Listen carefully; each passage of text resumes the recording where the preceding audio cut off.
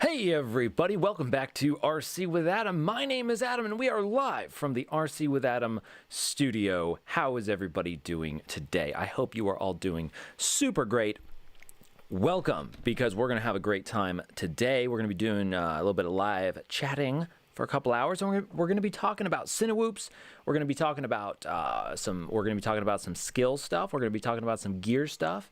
We're just going to be talking about stuff. We're going to be having a great time. If you're into FPV and that sort of thing, hang out. We're going to have a fantastic time. I see we have some people in the chat. Hello, Muhammad Adil, Kamado, Tanhiro. Thanks for waiting on me. I apologize for the tardiness of this stream.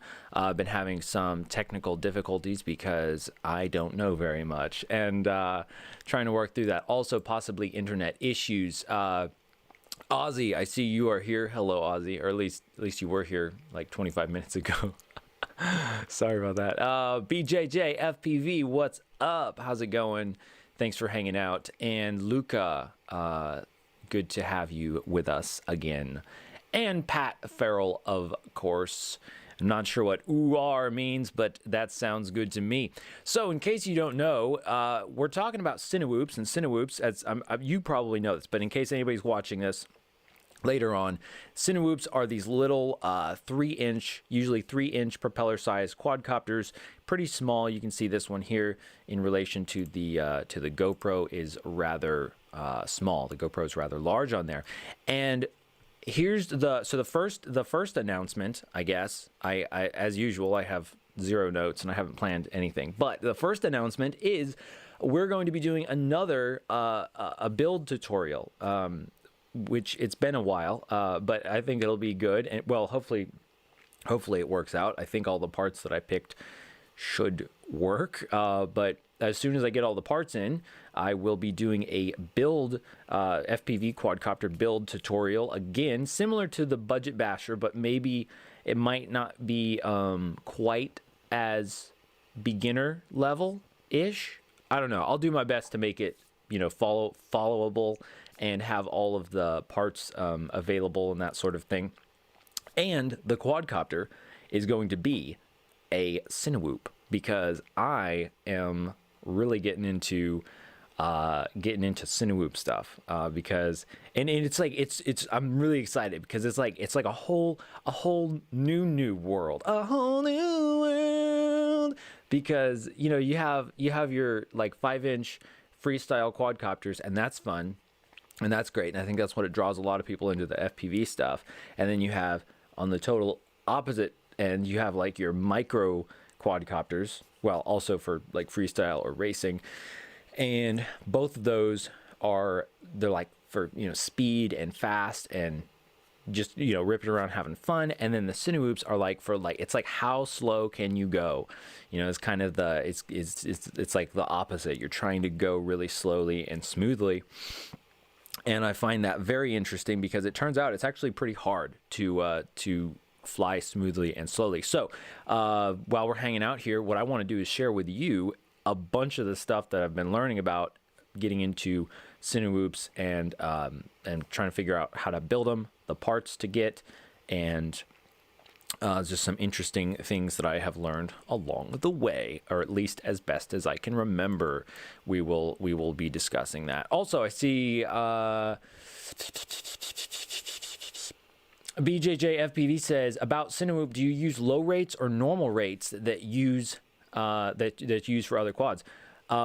Lower rates. I'm still playing around with it, and well, I don't have a Cinewoop right now, but what I have been doing is I've been practicing flying my 5-inch Budget Basher. You guys have seen that a lot like a lot on the channel and everything. But just, you know, pretty much normal 5-inch freestyle quadcopter. Been trying to fly that like a Cinewoop, so very slowly, very smoothly. And I have been playing with the rates as well as the throttle expo, and well, I'll show you that here in a moment. In fact, let's kick it off with some flight footage. You guys like flight footage, right? Let's do some flight footage. So let's do, this is going to be kind of the like behind the scenes raw footage here. Let me let's see, let me make sure I have get these files up, get everything loaded, super professional. I am my own producer. Okay. All right, here we go. So let's just pretty much straight out of the GoPro. Blah, blah, blah, blah, blah. Me talking. So this is just, let's see how this looks. And I'm actually going to make a video of kind of how I've been practicing trying to fly very smoothly and slowly and sort of cinematically with my 5-inch quad, because and I recommend you do a similar thing, sort of documenting your progress, because once you get better, it's hard to really be able to remember what it was like when you weren't as good. So let's see here. Yeah, we're not going to have any audio or anything, but this is just me kind of flying around. Pretty much, I think I'm using the stock rates for this one. But in short, rates make a huge difference, I realized. And I'm still playing around with them, trying to get like some good rates where I can do some freestyle stuff, but still do super smooth stuff. Now notice here, I'm gonna kind of critique my own stuff here. If I can get that out of the way, let's put you down. Fine, we'll just put it in the middle. Now notice here, like, notice the wobble, or not the wobble, but like the roll. I find that is one of the, and again, I'm not a professional, you know, flight cinematographer or anything like that. But I want to be. I mean, I think I'm really getting into this stuff. But anyway, what I've noticed is that it seems like the roll wobble is the most noticeable. And so having that extra movement in that sort of like not like sideways, but you know, in the roll direction is very disorienting, and it really is not nice. Like, I feel like that's the most disorienting type of camera motion that you can make. Also, I think panning is, you know, when you, panning, there we go, is also very difficult to, like, you have to do it very, very slowly. And so I'm pretty sure these are my normal rates that I was flying with, because I think this is like the kind of my first go at sort of flying smoothly. And so this, you know, I use pretty low rates anyway. And there I land. Let me bring up those rates for you right now. Let's see, were those the rates? No, those are low rates. Were those the rates? No, those are different rates. Were those the rates? Okay, I don't know where my rates are actually. Let me plug in my quadcopter and I can show you what my rates are. Let me do this. So let's get out of that video. Let me pull up another video here. In fact, let me show you that same video, but with my FPV feed, because that's like a very, you know, very big difference is how that actually looks. I think this is the right one. Let's bring that one up. And that looks like the right one. Yeah. So let me put this up on the screen for you. That's way too big. I'm working with two monitors here, and one monitor is like huge, and the other one, well, it's just my laptop, so it's kind of weird to like resize everything. Okay, so this is the actual FPV footage, and also, in case you don't know, I know a lot of you probably do, but in case you don't know, this is what you actually see when you're flying your quadcopter. You see this through your goggles, and this looks like trash, basically. And actually, that's one of the big things that I realized in searching for, a new quadcopter build, and also for Cinewoop stuff. I realized like this camera is pretty bad. I mean, maybe I could adjust some things and make it better, but I think it's a Foxeer Aero Mini Pro, I think, and it's I think it's a CCD camera, and I think I don't like CCD cameras. It's just too sharp, and everything just gets lost in there. And maybe some of that's just me. Maybe some of that is like my settings. But anyway, that's what it looks like. Except I think my goggles crop it to be. Oh, I'm sorry. You can't see the full screen. Let me fix this. Let me fix this. Oh, why doesn't that make it large enough? Okay, this is a very strange thing that's happening. Okay, well, for some reason it's cropping it like. Oh, there we go. There we go. That's better. Okay. I think you can see that okay. Yeah, so I have the information down there at the bottom, but anyway, cameras and stuff. So that is I realize having a really good camera is very, very important, especially for this type of stuff. And actually this, like flying through the trees and stuff, I've never done this before really, and it's amazing what you can do when you fly slowly. Luca, thank you. Luca says I fly smoothly. Thank you, Luca. Let's see. Arnav Vlogs. Hey, you're not late. You're right on time. Actually, it worked out well like that. Let me grab my my quadcopter and stuff.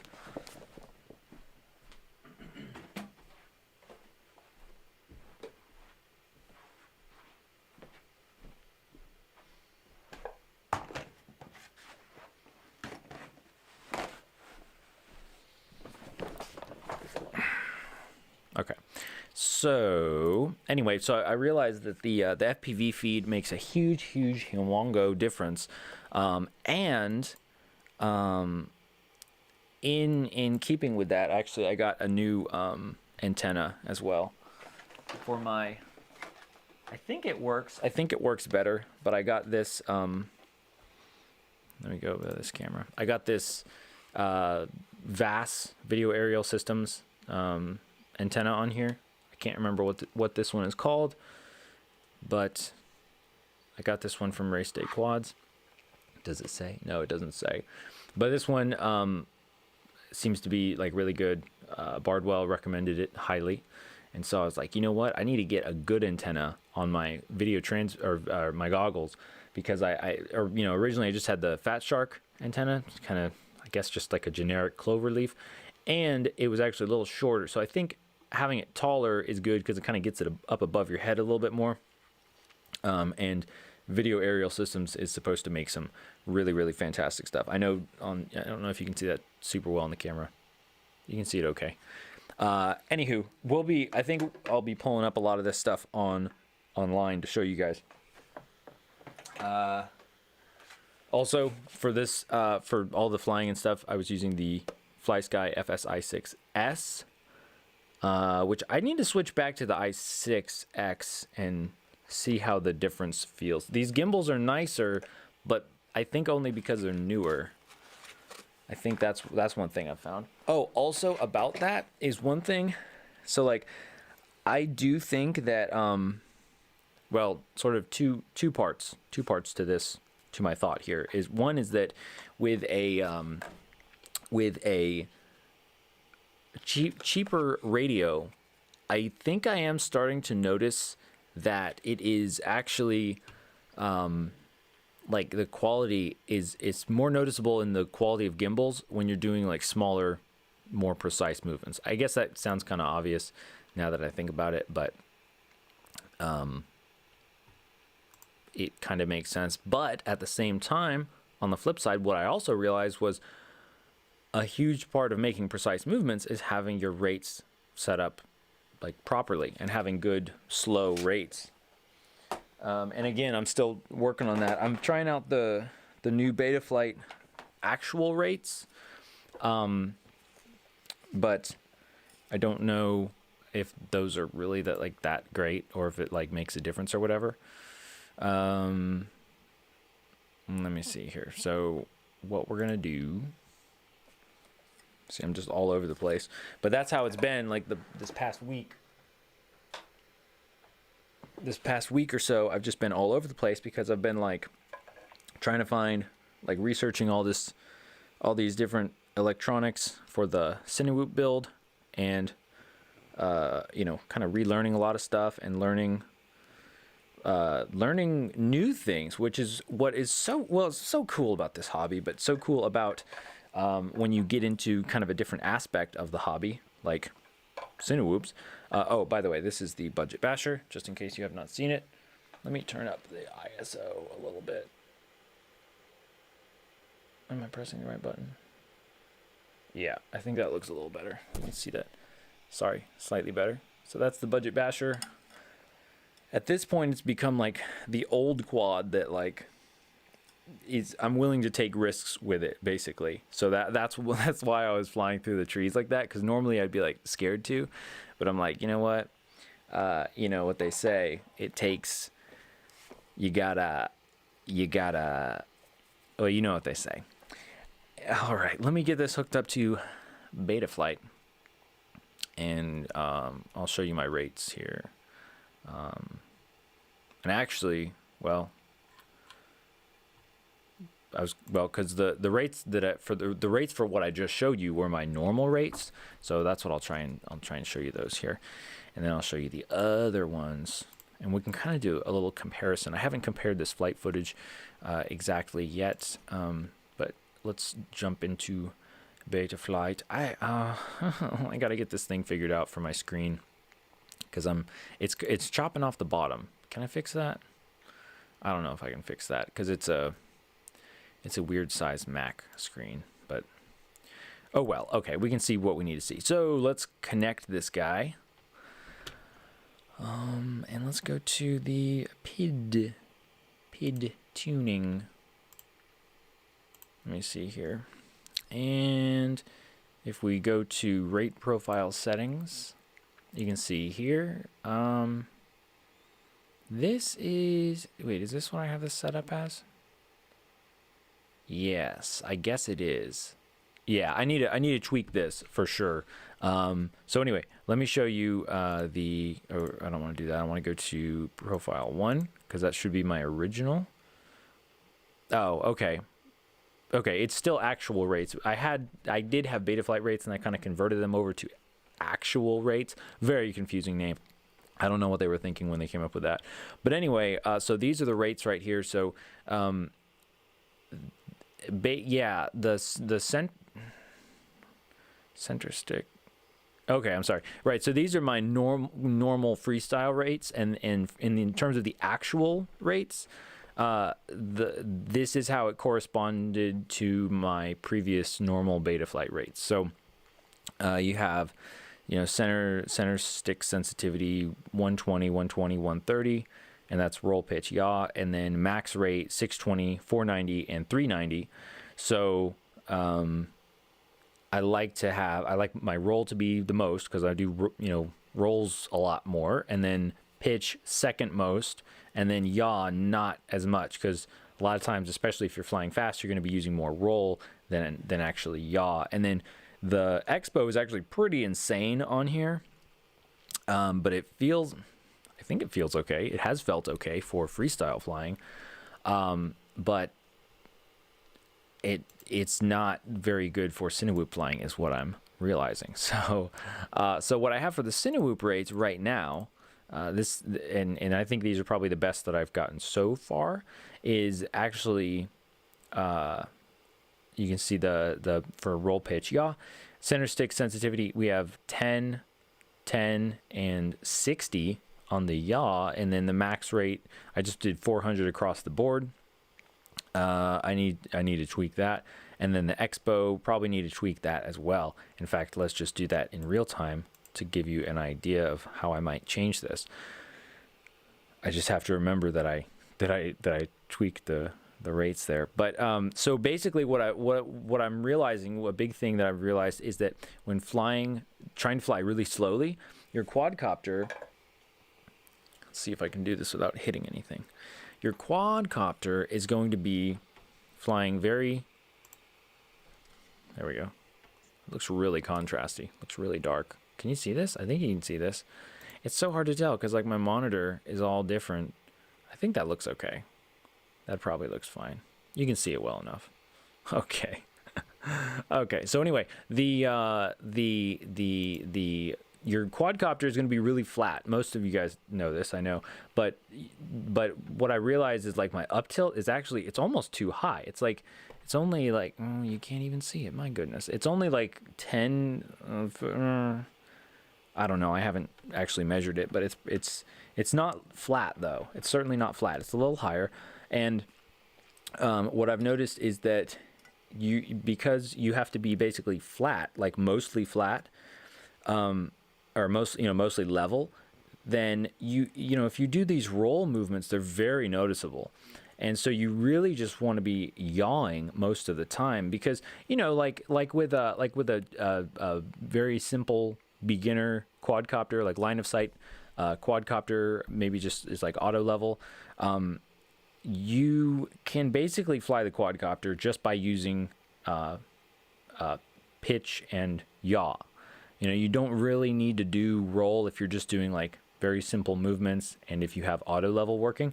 So sometimes it does make everything better though. It makes everything smoother. But basically you don't want to be using too much yaw because it's very exaggerated. The roll movements are very exaggerated. So what I realize is like, and this you kind of have to feel it. You just have to sort of like feel on your sticks like what feels right, or try and figure out if your quadcopter is behaving the way that you feel that it should. So for me, what I've noticed is I have to put an uncomfortable amount of yaw left. So for me, mode 2, left stick yaw, and I don't like it and so what ends up happening a lot of times is like I don't yaw enough, and then I end up getting into this like sliding, skidding kind of turn. We'll take a look at that, an example of that in just a moment. So anyway, if I was going to tweak these rates, let's say, and also Mithun Kumar from India, hello from India, video by Dimma, greetings from Serbia, bro. Awesome. Sir, I don't think have I had somebody from Serbia? I don't know, but anyway, that's cool. Serbia. It reminds me of sherbet, like sherbet ice cream. I don't know. Reese, we got Reese Wangler. Why did I shave my head? Well, because the top FPV pilots all have shaved heads, and so I thought it would boost my FPV capabilities if I did that. And I don't know, you be the judge. Flacco85. Hey, he says, hey, Adam. Hey, Flacco. Thanks for hanging out, everybody. And Kamikaze Gaming. Oh, Kamikaze Gaming has a question. So brief pause. Got a question about Emax Hawk Sport 5. Can I connect a FlySky receiver on it? Yes. Yay, the Hawk Sport 5. I believe you should be able to if it doesn't come like that. Doesn't it come like that? Oh no, Emax they're kind of bad about that, I think. Anyway, yes, I want to say yes. I'm not going to look it up right now, but you should be able to. Yeah, but you might want to double check that. But if it's just like any other kind of normal quad, then you should be fine. So with these rates, so what I'm thinking like the Expo here, that's going to adjust so they're all set to, well, almost 54 basically. So the Expo on here, it's going to adjust that curve. You see that curve? Like if I do 0, well, excuse me. Well, actually, okay, so here's the thing is like with the new actual rates, I'm not totally sure what to I'm not totally sure how to do them exactly, because with the expo, like you can see there's already a curve here, and normally you would have your regular rates, which are flat, like just a flat line, and then your super rates, which would increase it towards the end, and then your expo, which would flatten it out sort of towards the middle. But in this case, you can see we have 0 expo on the roll, and we still have this curve. It's actually quite a pretty nice smooth curve. Now the lowest you can go on here is 10 for the center sensitivity. So I'm not quite sure what that is relative to in terms of degrees per second. But in any case, you know what I'm going to do? I am going to, let's just do something. Sometimes you have to do something drastic to notice a difference. I'm going to almost cut the expo in half. Let's just do that. Let's try it out, because maybe that will help. I kind of wish I could zoom in on this little graph right here, but in any case, so what I noticed with the yaw, so basically the expo is going to it's going to make it so that you can move the stick more in the center of the stick. So larger stick movements without as much input in the quadcopter, like much movement, actual movement in the quadcopter. So basically for the yaw, I noticed like I was having to move the stick way too much. So I think we'll just turn that down. As far as the rate on here, the pitch, I think before I had the pitch at like, I want to say 390, or no, maybe I had, no, I was like, it was higher. Well, in any case, well, because see, 400, okay, so roll, I feel like the roll is, I was getting too much roll. So, you know what, I would almost want to just, I can't decide if I want to increase the roll rate. I feel like the amount of expo that I had before was way too much. Let's try this. Let's say it takes me 1 second to do a full roll. That's pretty slow, but if managed properly, it's not too bad. And then as far as the pitch, you know what, let's just turn that down as well. What happens if we turn that down? So 360. And I think that's a pretty easy way, like that's probably a pretty natural speed to roll at. Like it's, I don't know, you just kind of get a feel for it, I guess. So as far as the yaw, we'll leave the yaw higher. So if we can see on our graph here, we don't have as much of a flat spot for the roll. In fact, let's bring up a little bit more. Let's take it back up to like 50 for the roll for the expo. Yeah, and we'll try that. That, I don't know. It might be really weird, but whatever. We'll give that a shot. So we'll save that, and then I'll try that the next time I fly.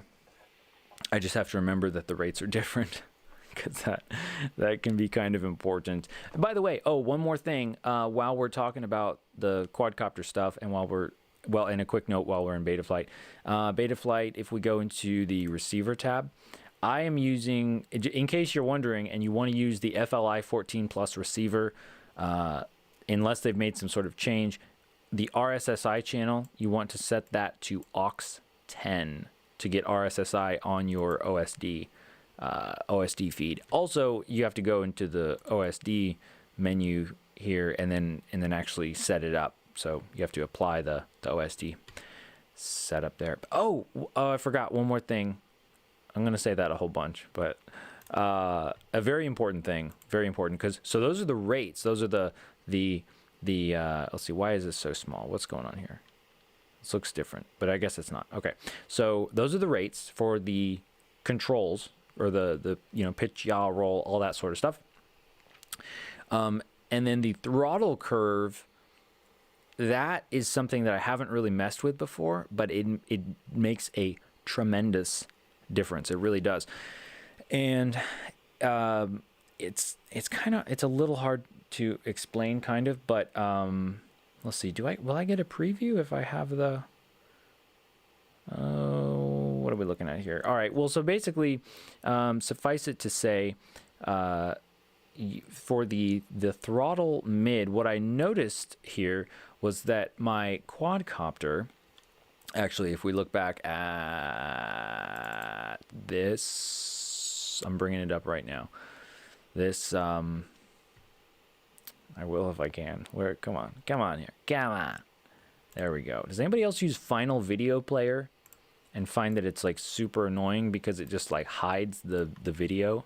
It won't, like if you click on the video to play it, it won't play it. Yeah, it drives me nuts. Anyway, let's see, blah, blah, blah, blah, blah, me talking.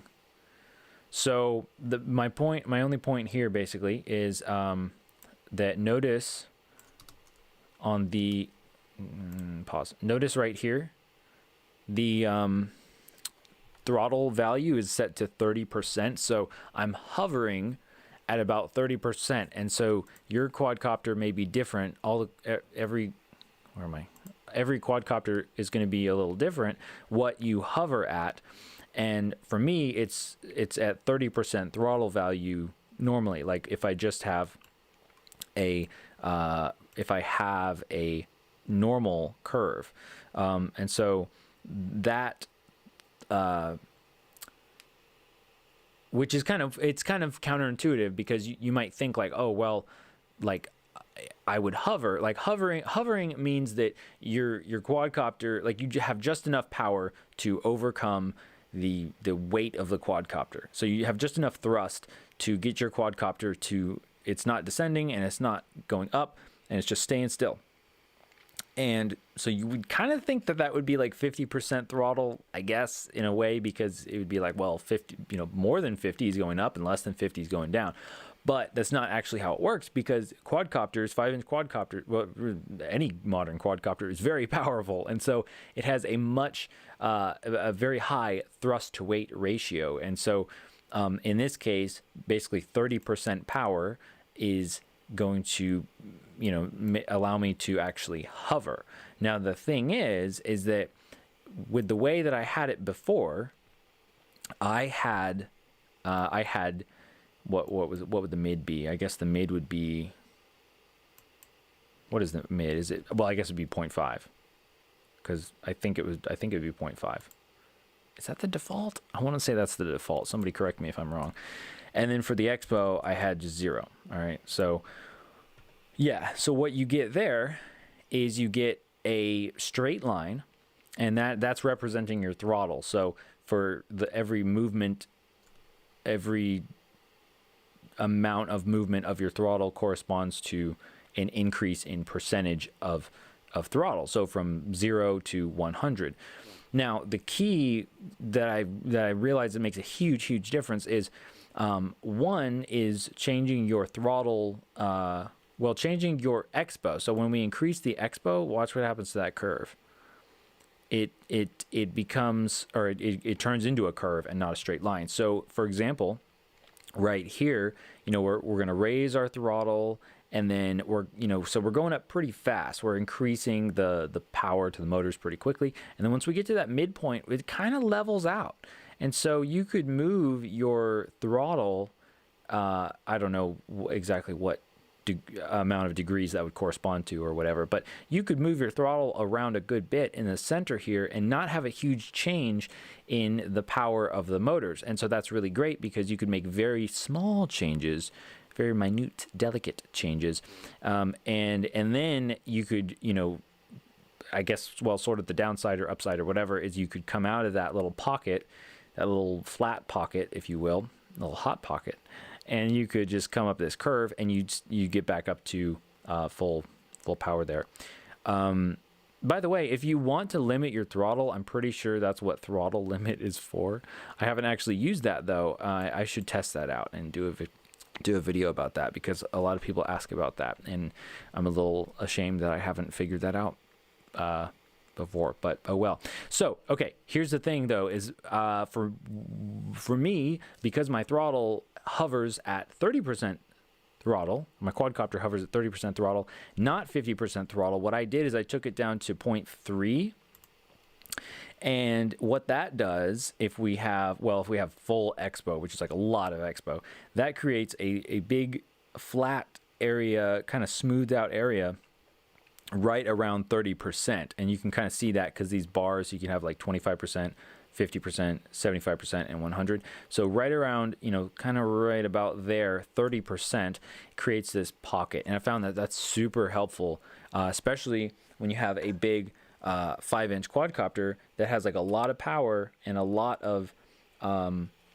surface area, a lot of surface disc area on the motors, because very small changes in throttle will make a very big difference.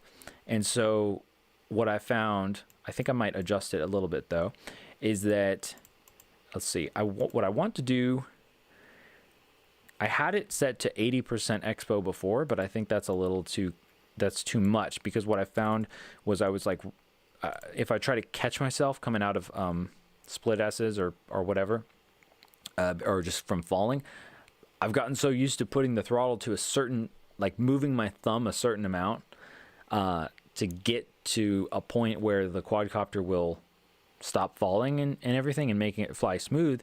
But the problem is where I would put my thumb was too far down on the actual throttle, or I guess it would be, I don't know where it was. Maybe I'd move my thumb to 50% position, but really now I have to move it to like 75% position. So it was just too much of a difference there. So let's set it to like maybe 60. Let's not even 60. Let's try 50. So right about 50 at 30% throttle mid. We could, yeah, we'll try that one out. Anyway, I don't want to spend too much more time here, because I'm just kind of geeking out about the Betaflight stuff. Very small things. But anyway, that was a big deal to me. That was a big deal to me, and so it should be a big deal to you too. And let's get out of Betaflight here. Let's disconnect from Betaflight. I don't think we'll need to come back in there. Let's take a look at some more, another thing of flight footage. And this is with the newer rates that I have. And actually, let's take a look at this clip right here. This is, I think I did this, I don't know, the other day. And these should be with my new rates here. I hope you guys can see that well. Yeah, I think it's should be showing up pretty good. Really, the smaller the FPV feed is, the better it looks anyway. What do I got here? Okay, so let's see. I think I go into here to show the rate profile. I do, yeah, and you can kind of see that. I really should do that with like the lens cap on, because it's hard to see that in the background. I think I also need to change the font as well. Anyway, let's see. So when we get up here, by the way, I'm using Dow T5040C propellers in this like super sweet, like smoke, clear, like translucent black color. I really like them, and they almost disappear on the GoPro footage. Anyway, now you can see that actually I'm hovering a little bit higher. Honestly, I'm not totally sure how accurate this representation is on the OSD for the throttle values, but I guess it gives you an idea. So now I'm hovering at like 34%, but the difference, I don't know if you'll be able to see the difference in this, but to me, the difference in feeling it is I can move that throttle and get just the right amount of change in the quadcopter. And so I feel like that makes a humongous difference. And I think I'm looking at the video feed. It's hard to tell, sometimes the video, the DVR doesn't actually reflect what you saw in the video feed, which is kind of dumb. I wish that didn't happen, but it does. So, yeah. But anyway, see. So now I'm up to like 40%, and I'm flying a little bit farther, a little faster, a little bit more forward, but not a whole lot. And so basically, there's a much larger range, much larger percentage range to actually like hover and move slowly. So very, very big difference.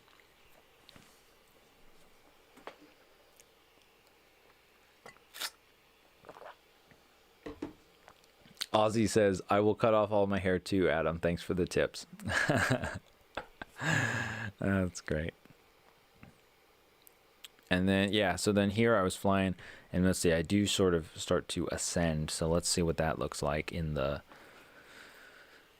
or do I do something here? See, look at that. I'm going through the trees, and and I think the lighting was pretty good at this point, because if you get that harsh lighting, this camera just can't do anything.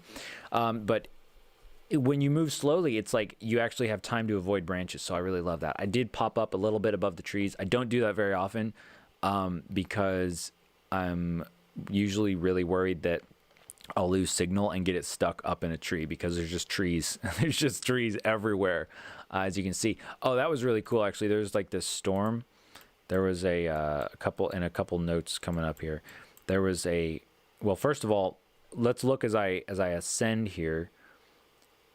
So we're up to 46, 47-ish, and it's just a nice smooth ascent. And I'm talking about the throttle percentage. And as I'm turning here, that's pretty cool. It didn't catch it on the GoPro, unfortunately, because I had locked the GoPro settings for to try and fly around the trees. So this was too bright, but it's cool. There's like a storm up here. And I thought that was pretty neat. And also you can really feel the wind kind of blowing you around once you get up there. Now here, see, my video starts to get really bad. And what I realized is that the antenna, well, one, I need to get a new antenna, and which is why I'm going to get a different, I got a different style antenna for our Cinewoop build. And what I realized is that the type of antenna, or no, I'm sorry, the antenna placement. Let me go back over here. The antenna placement is, obviously it's very important, but what I have now is this guy right here. Sorry that's so contrasty. I hope you can see this okay. I just don't want it to get blown out, but I know you got to be able to see what I'm holding. You know what I'm saying? Maybe I should boost that up a little bit. I think you can see it okay. I don't know. Because I'm looking at the YouTube preview, and that looks different from my preview, and everything is just so different. Why is life so hard as a streamer? I don't know. Anyway, sorry. The antenna, this thing right here, the antenna. This is a Pagoda 2 antenna designed by Martin Bart, and it works okay. I mean, like it's been pretty good. One thing is that I have started doing a top-mounted battery, and so when I have a battery right here and a GoPro and this quadcopter frame, and I'm trying to fly towards myself, so and I'm down here, so you can kind of see the problem. There's not any kind of good visual to the antenna. So the antenna has there's a lot of things blocking it, basically. So definitely I'm going to improve the antenna mounting. And this is just especially, I mean, you always want to have good antenna mounting, but especially if the primary goal is to, like, always have good, well, I guess you always want to have good video signal, but, well, especially if you're not concerned about necessarily ripping it around and smashing it into a concrete wall like you would with a freestyle build or maybe a racing quad.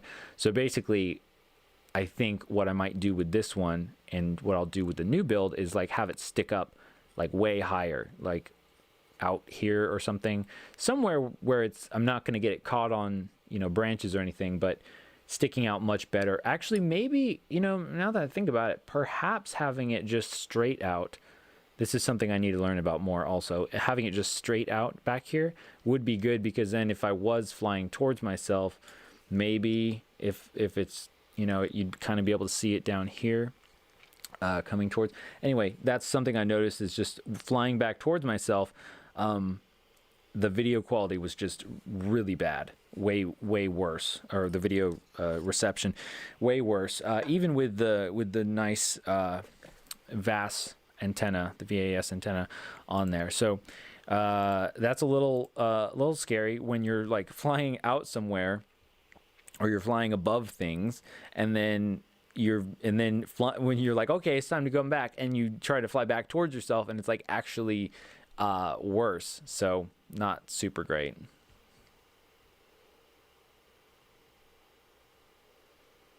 Yeah. Anyway, so again, up to 45%, and we're pretty much at a hover. So now we're having to basically increase the throttle a whole lot more in order to actually get a good to get like, well, it's a hover. See, look at that, like being able to go like up and down, very small amounts. Love that. And one more thing I want to show you guys, we're about to move on to we are about to move on to talking some gear, because we've been talking tips and stuff, or I mean we've been talking techniques and styles and things like that, and so now we're going to move on to gear in just one moment. And actually, well, speaking of gear, okay, so see, like that stuff, like I've never flown through the trees like that before, and in large part it's because I'm able to fly very slowly by changing my rates. Did I even show you guys the new rates? Yeah, I did. I think I did. Yeah, I think so. Yeah, so much lower rates basically. Get a lot more control. And you know what's funny is, like, it seems just like, you know, smooth, chill flying, no big deal. But like when I come out into like a big, or trying to go through a gap, or I come up to like a big, I don't know, open area, or just something like that, like my heart is like, you know, pumping. Oh, okay, here's a good example right here. See that? So I almost flew into myself, which would be rather embarrassing. So coming through here, great shots. Coming through the trees. What I wanted to do was swoop down and catch myself. And so notice how, like, I brought it up to about 50%. Yeah, I brought it up to about 50% throttle, because I'm like, oh, surely, you know, 50% is all I need. Well, think again, Adam, because you changed that expo, and now you actually have to put in a lot more throttle. And the throttle mid, change the throttle mid as well. And then also, as I'm coming down, I think possibly because of the expo, that it would affect it on that end as well. But, you know, I'm down to 13%, and that's like, you know, just basically free falling. And then I tried to bring it up, and I'm like, oh no, Also, the quadcopter is kind of heavy as well. You know, because of, well, you know, gravity and stuff, but because of having the battery on there, I'm using like a 1500 milliamp hour 4-cell battery, and I'm not sure what the all-up weight is, but it's you know, it's fairly heavy. I mean, not for a 5-inch freestyle, it's pretty standard for that, but in terms of you know, you got to give it a decent amount of power when you're falling in order to arrest your fall. So one more thing I want to talk about in terms of the video stuff is, and then we have some exciting announcements actually. So the first thing is, I am very fortunate to be able to have a GoPro Hero 8, and I love it so much, and it just makes everything look so amazing. And here, what you have been looking at previously was well, some of it was 1080p, some of it might have been 2.7K, but it was all super view, and just the normal stabilization. What we're looking at right now is, I think, also 2.7K, but it has the boosted stabilization on it, and I think it looks really good. There is some fuzziness, maybe some blurriness, but that's probably just like my camera settings and that sort of thing. I did lock it to 1/60th shutter speed. But see, that's a whole other side of things to actually get like the good video, you know, the good quality video, image, and all that sort of thing. So I would say the motion blur looks fine as long as you're going straight, but when you start going like side to side or like rolling, not so much. So here I pop up a little bit, feeling more confident, and you can see the wind on the trees there. It gets a little bit windy, and you know, you kind of start to wiggle around a little bit, but that stabilization really, I think is great. And I'm curious, I forgot to ask if any of you guys have CineWhoops, but I'm curious if CineWhoopers, or especially professional Cinewoop pilots, like if do they use GoPro stabilization, or do they just use that? That was pretty cool. That shot right there, I love that. Very cool. Very cool. I'll have to do some more like that because that looks so cool. A little bit of wobble there. See, and then this is about when I realized, like, oh, okay, these rates don't actually feel like my normal freestyle rates. And then so I think I do, or I guess I just bring it in. Yeah, I just bring it in. But that looked really cool right there. That's super cool. But anyway, that's when I realized, okay, these rates, like, they don't quite work if I'm going to the max. If I'm trying to do my normal, like, freestyle stuff where I'm you know, much more dynamic flying, you know, fast, slow, a lot of movement, etc. So anyway, if I'm curious if any of you guys have CineWhoops, or if anybody's like a professional Cinewoop pilot, because I wonder what sort of camera settings and stuff they use, but also, like, do you use stabilization like on the camera, or do you just do all of that in post, or like with real steady, you know, all of that sort of stuff. And that's sort of a whole other side of things, but very exciting though. Very, very cool stuff. Let's watch that again, and then we're gonna talk about announcement things, and then the build.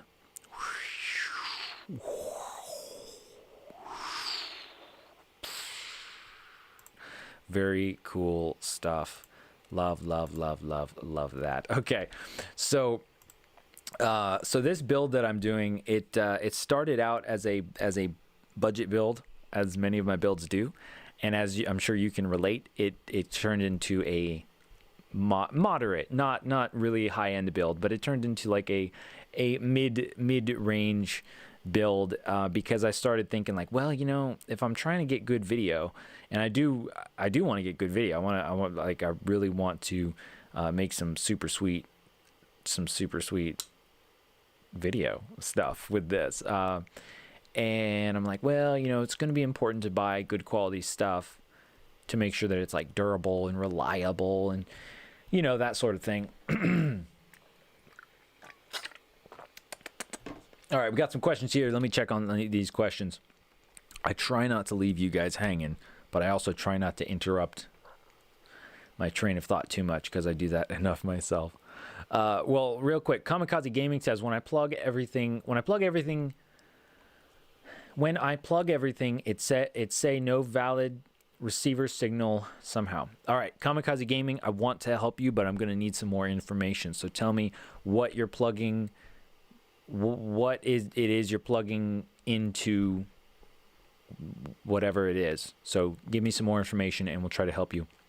Cielica says you should make a Discord server. Cielica, I'm thinking about it, because everybody keeps saying that. I don't know, like, I'm thinking about it. I just wouldn't want, honestly, I just wouldn't want to have to, like, be moderating it or whatever. But you know what? I want to help you guys help each other. So if that would be helpful, then I think we could probably do that, or at least try it out, you know, at least try it out.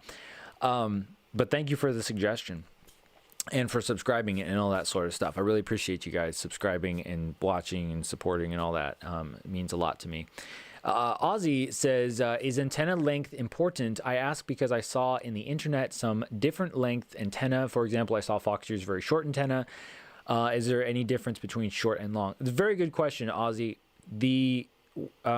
Yes, I noticed the same thing when I was shopping for an antenna, like on the quadcopter side of things. No, in terms of the actual length, I'm going to say no, but I'm not an antenna expert. But in terms of the actual length of antenna, not basically the cable part of the antenna, there's no difference. I mean, the difference, and I think the reason why they offer different ones is because, like, if you have like a little tiny micro quad, you don't want a long antenna sticking out the end of it.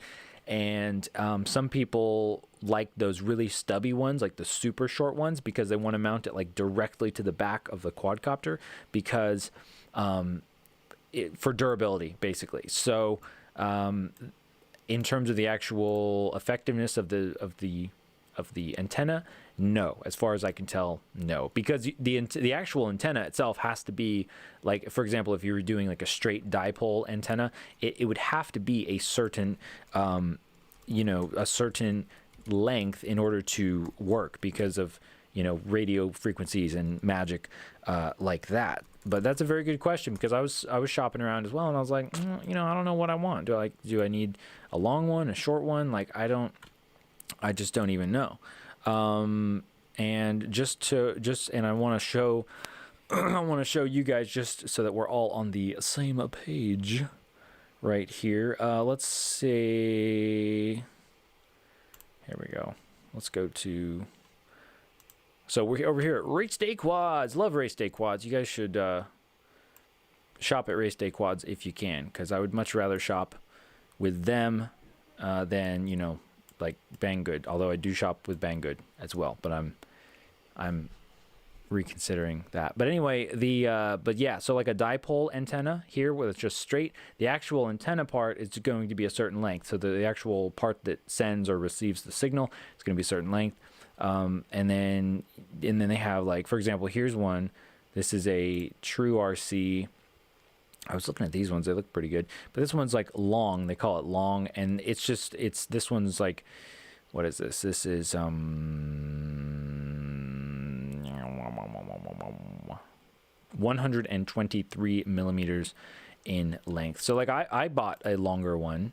I bought a and this is we are kind of transitioning sort of here into that one. Actually, what I got was an iFlight Sigma. Can I spell Sigma? There we go. That's the one I got for this build. I got an iFlight Sigma, and I got an MMCX connector. That's the type of connector on the end of that looks like that. It's like a little plug. I think those are the best. I like them. And this is the one I got, and it's pretty long. It's actually super tiny. Like, I'll show you right now, since we're talking about it.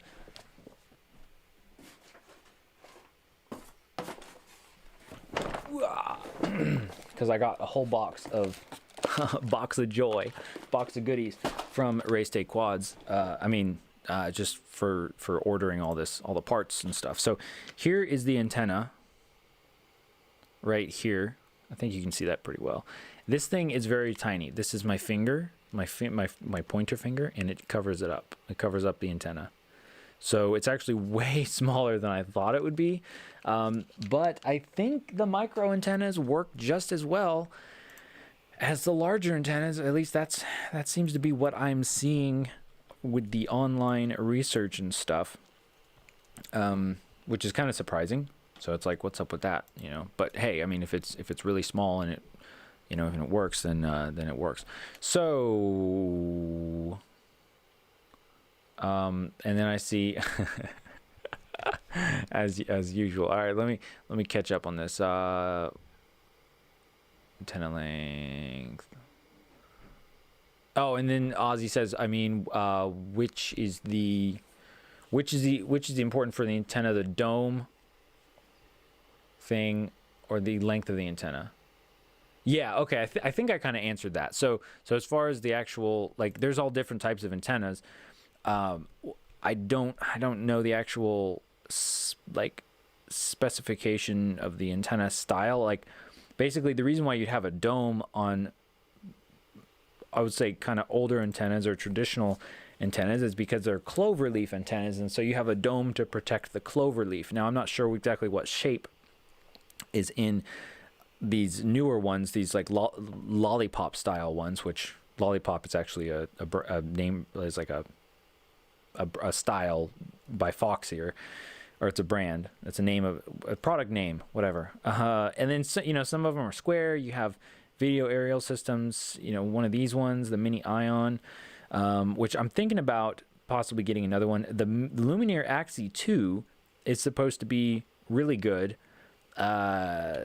from what I've seen, and but they're out of stock on race day quads, which is why I didn't get one, unfortunately. But yeah, so here's like a super short stubby one right there.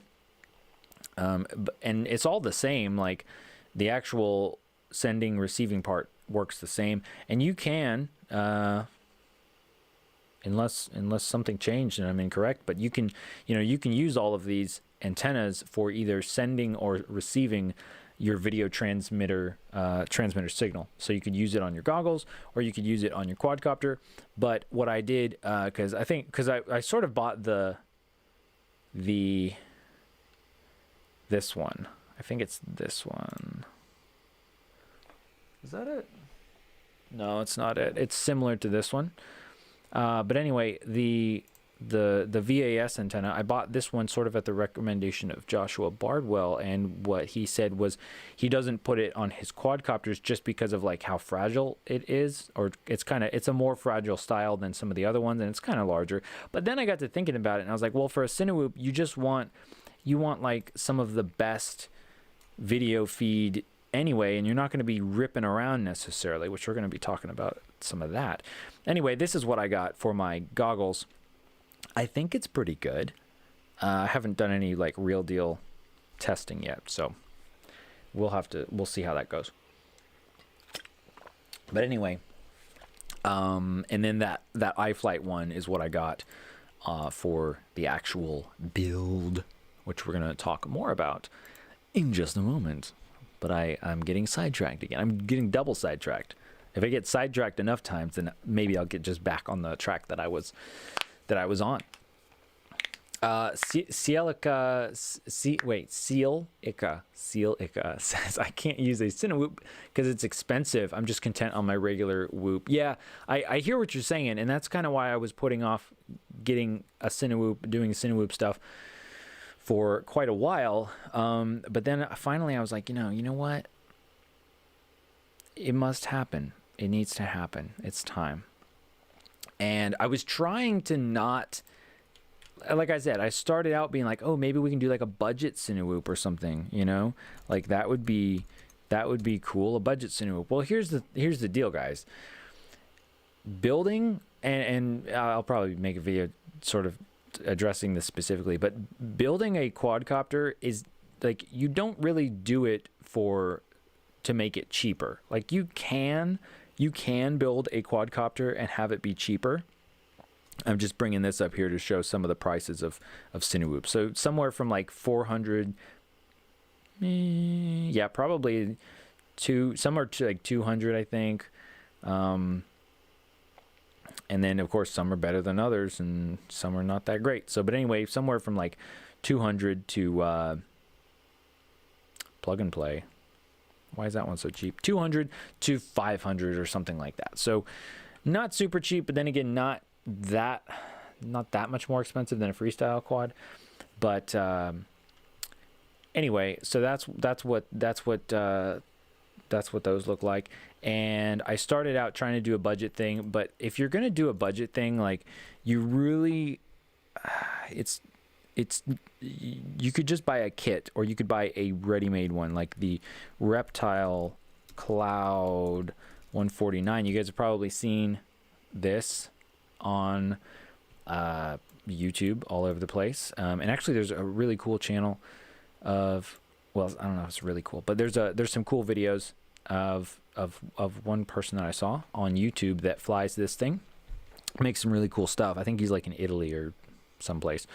So so this one is like 150, and honestly, if you want to get a budget Cinewoop, like I would probably just get this one, because this is actually sort of what inspired me to build a Cinewoop. And Justin Davis, what's it called? Quad Camps RC had a really good review on it. Or you could do the Reptile Cloud 149, and that is and I was thinking about doing this, and just so we could like build it together, but the thing is, the frame is not very good. But we'll talk more about that in just a minute. I feel like I keep saying that about everything, but it's so true. We got a lot to cover.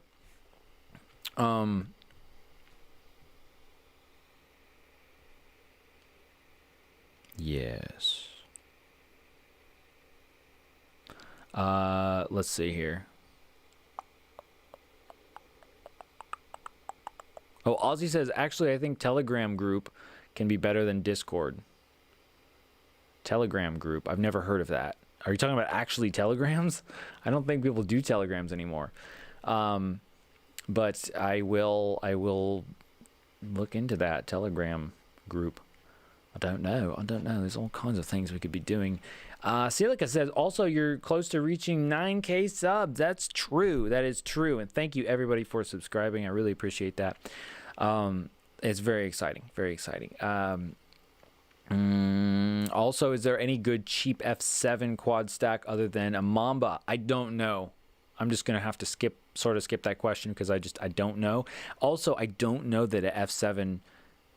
I haven't done any research on F7 boards or if they're better or whatever, which is kind of no surprise because I'm pretty content with like old stuff that just kind of works good enough, which is why I actually have not fully built my own quad since building the Budget Basher. But I realized I need to upgrade. I got to come back into the 21st century, the 21st year of the 21st century or something like that. It's not 2021 yet, but it will be. Wind of Fire IO, welcome to the stream. Glad to have you. He says, what FlySky receiver would you recommend for a Cinewoop build? Good question. I would recommend the FLI 14 Plus. You want to know why? Well, I'll tell you why. Because I like it. That's why. I believe you can get it from Race Day Quads. Oh yeah, you sure can. Yeah, I'm another video thing I need to do. But basically, the long and short of it is, I think the FLI 14 Plus is the best FlySky receiver for quads. I really think it is. Because here's the thing, I was using the crossover RX receivers, and then like in not the last week's stream, but the week before that, it just pooped out on me. And I don't know what happened. And it like locked up or it went into some mode. And I was like, man, I don't like that. And not saying like, the thing is when it has been working, it's been working great. And I've gotten like I feel like I've gotten some good range and stuff, even though I have not totally pushed it like to the point where it will just fall out of the sky, which I guess is really what I should do. Like that's an actual range test. And as I get more quadcopters, as I slowly rebuild my arsenal, then I will be less afraid to do things like that, to where I'm just, flying a quadcopter until it falls out of the sky, obviously safely and, with obeying all of the important safety and regulatory things, of course. And so the range for the crossover RX receivers has been good, but I just feel like I've just been having too many problems with them. And honestly, I don't know what happened to the website. I went to the website because crossover and Oversky are like the same. They're made by the same people. They're just different branding for some reason. And anyway, I tried to go to their website and I couldn't get on their website. So I don't even know if they're like still offering support or what the deal is. So I'm like, nah, I don't want to deal with that. I like the FLI 14 Plus because it has two antennas and it has RSSI built in, and it's just been pretty much very easy. It's not as small. And you do have this connector thing right there, so you might not like that connector. I guess if you don't like the connector, just take the connector off, desolder it, and if you can, I think you can, and then just connect the straight up wires to it. But yeah, it seems to work well, and it's cheap, man. It's like $12, $13. That is the one that I would go with. Anish Patil. How do you pronounce that last part? Patil. Anish, welcome. Good to see your avatar once again. Gotta look at the camera there when I talk to, people. Celica, because I'm trying to build your budget build, but I need an alternative for the stack because the Mamba is expensive around our parts. Oh yeah, and let's see. Somebody asked you that somewhere about somewhere.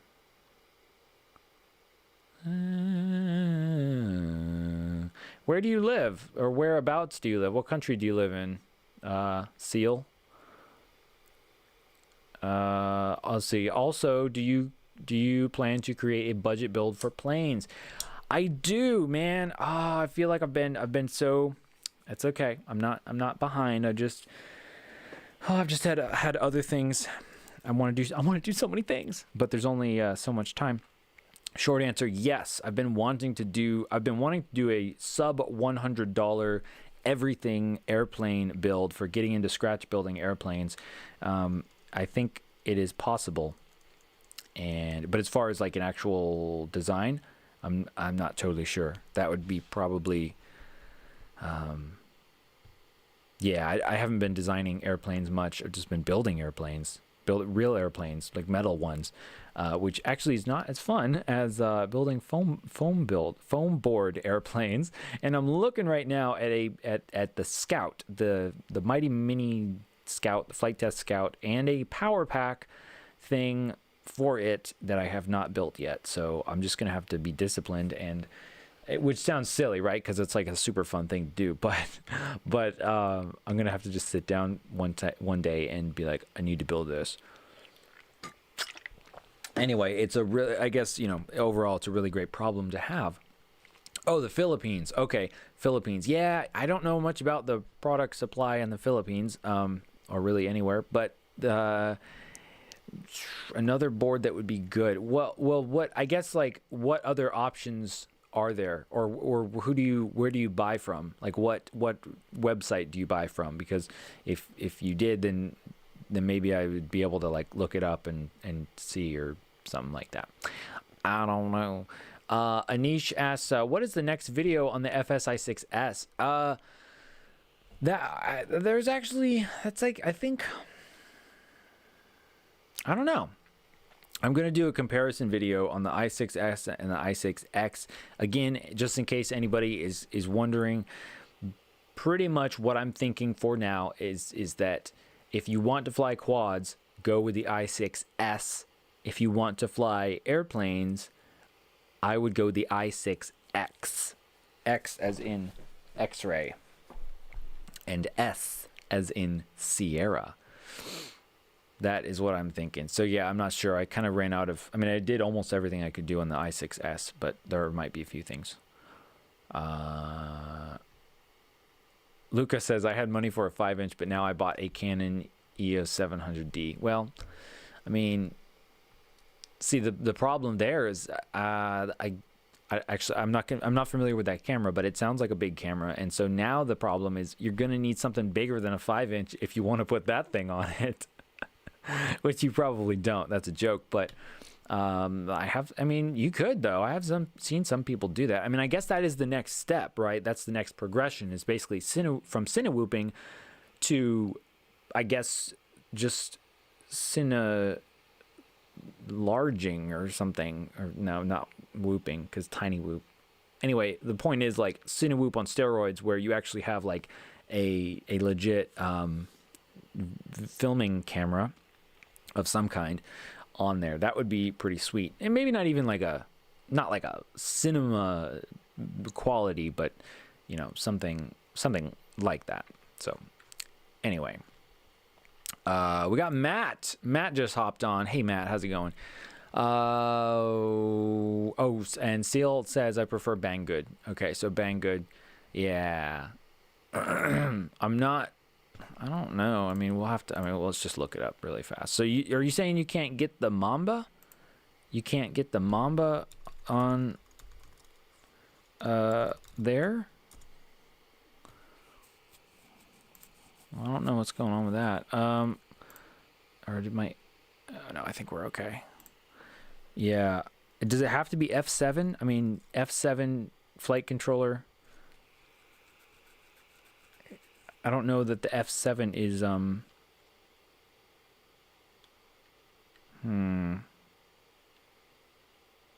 don't know. It would take me a while to look it up, to be honest with you.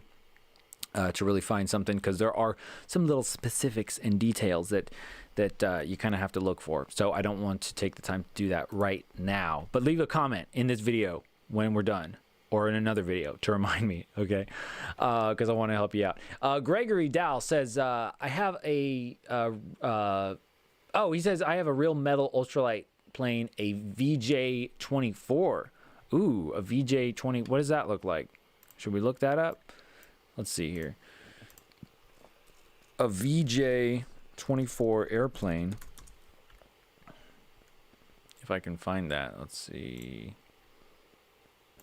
Oh, I don't know if that's... Let me try and...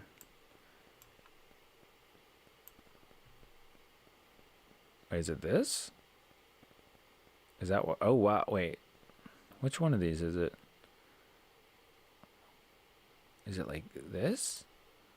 Is that you? No, I don't think that's you. That is terrifying, my friend. That looks really exhilarating, though. No, I don't know what that is. I might not be looking at the right thing here, but you can leave a link to that, or a picture to that or something, though, if you want to. Not in the chat, though, because you can't put links in the chat, but in like a comment of one of my videos or something. That's very cool. Very cool. Yeah, that's crazy. Mine is a cruiser, a Zenith cruise. Actually, well, I'll tell you what. Let's I'll just plug this right here. So Zenith 750 cruiser, and that's what it looks like. If we go to images here, so that's what it looks like, or that's what it's gonna look like. It's kind of in pieces right now. And just in case anybody's interested, I do have a another YouTube channel about building that, which I kind of got burnt out on that, to be honest, for a while, and so I haven't put anything up for a while.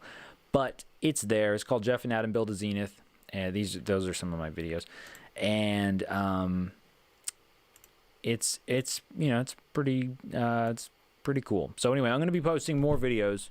Sorry, just in case anybody's wondering, I will be posting more videos on building that. I've just been trying to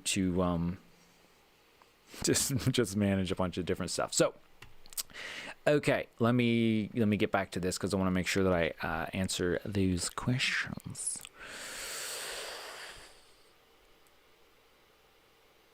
Yeah, Silica says you can pinch really good on the i6S.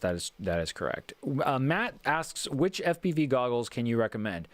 That is a good question, Matt, because I have not really done much shopping around for FPV goggles lately. And again, like I say, I'm not really a reviewer, and I don't get products sent to me all the time, so I don't know.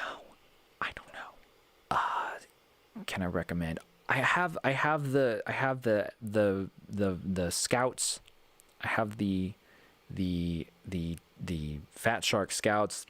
I don't know if I like them that much, to be honest with you. I feel like the fan is a little underpowered with the humidity during the summer. It tends to fog up quite a bit. So honestly, I don't know. I'm still looking for some good ones, and I still want to try out those budget ones, those really cheap budget ones from Eachine as well, just to see if they're good. But I just don't know, man.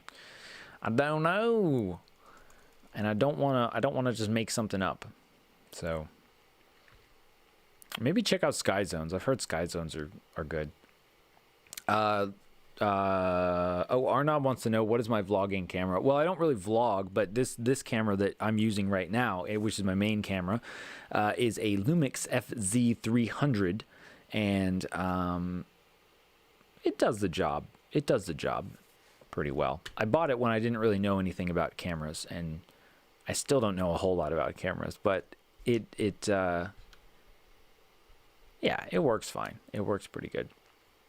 But that is my camera.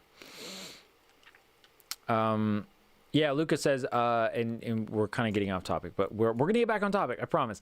Lucas says, I like to stay away from the Banggood as much as possible. I don't like the Chinese government. Yeah, I agree. I agree with that. I'm trying to rethink kind of how I do things as well, in terms of sourcing products and materials, and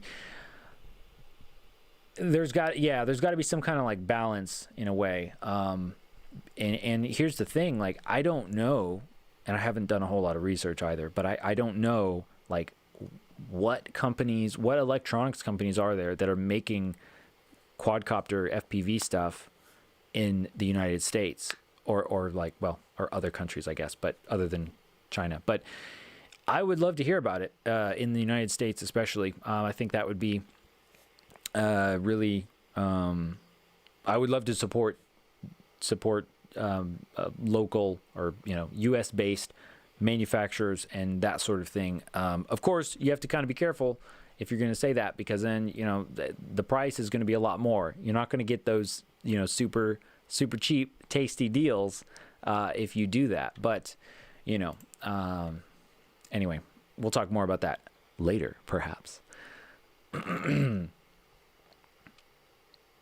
Yeah, Aditya Takar says, "Hey, can you please recommend a receiver for freestyle, for fly sky radios for freestyle quads?" What you're looking at right here, actually, this Happy model, or actually it's I don't know who actually makes it, but sometimes it's Happy model, sometimes it's what is that called? iRange X. This the FLI 14 Plus. That's what I would get. I think that is the best one. Because of it has RSSI built in and all that stuff. That's what I would say. And yeah, and RNOB, same thing for that as well. That's the best one, FLI 14 Plus. That's what I would use. That's what I'm going to use on this new build. And on that note, by the way, you can use the included receiver on FlySky for freestyle.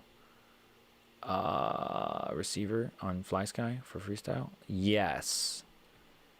Yes, you can. Oh, Lucas says we have to pay a lot of tax if we order from the U.S. That sucks. I hate tax. That's the worst, because you're like, oh yeah, it only costs this much, and then they're like, well, bam, tax, and you're like, no, and then shipping as well. Well, I know, maybe not the U.S., but maybe from some other place. Maybe I don't know if somebody has compiled a list, that would be cool. Yeah. So all right. So we've been on here for like an hour and a half or something, and we still haven't gotten into the actual sort of build that we're doing right here. I'll tell you what. Let me see here. Let's do this. Why don't we do this right here? What is that? And what, by the way, when I'm glaring, I'm not glaring at you. It's just these bright lights, and I'm trying to see the stuff on the screen and all that sort of stuff. And oh, here we go. Okay, so this is an interesting one. Or maybe I think this will do. Okay. So this video, let's watch a video really fast. It doesn't have to be really fast. I mean, I kind of enjoy watching the videos, actually. So why rush it? But this video here, I want to show you guys, because I was trying to get used to the rates. So by the end of this video, I start doing a bunch of like freestyle stuff. And it's just interesting, I guess, I don't know, kind of to see the difference in the rates and the style of flying from sort of Cinewoop to this type of, let's see. Yes. This type of flying. So watch this video. I'm going to be right back. I gotta go pee, and then I'm gonna come back, and we will hang out more. Oh yeah, exciting announcement coming up right after this video. I will be right back, guys.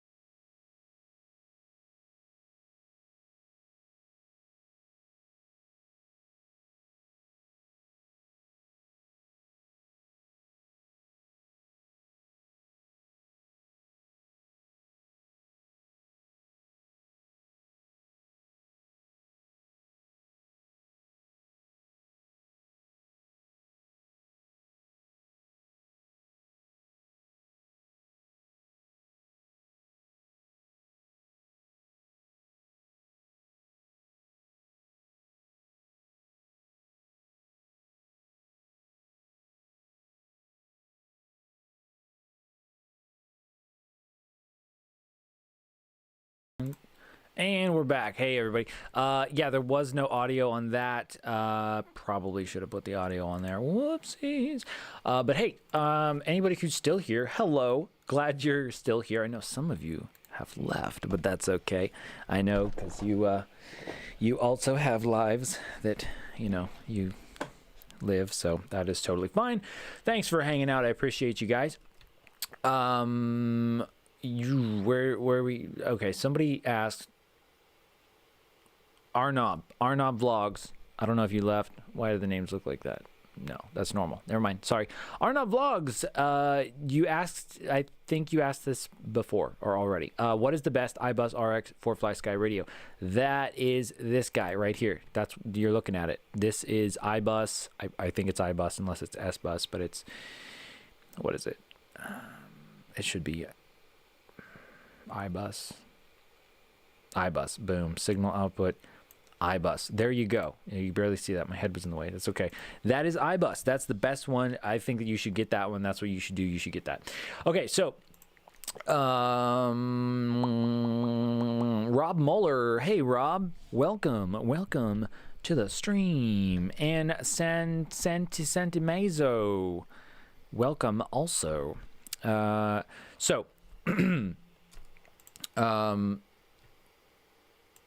Exciting announcement time. Now, what we're going to be taking a look at is, well, let me show you first, and let's see if you can guess. Can you guess what this is?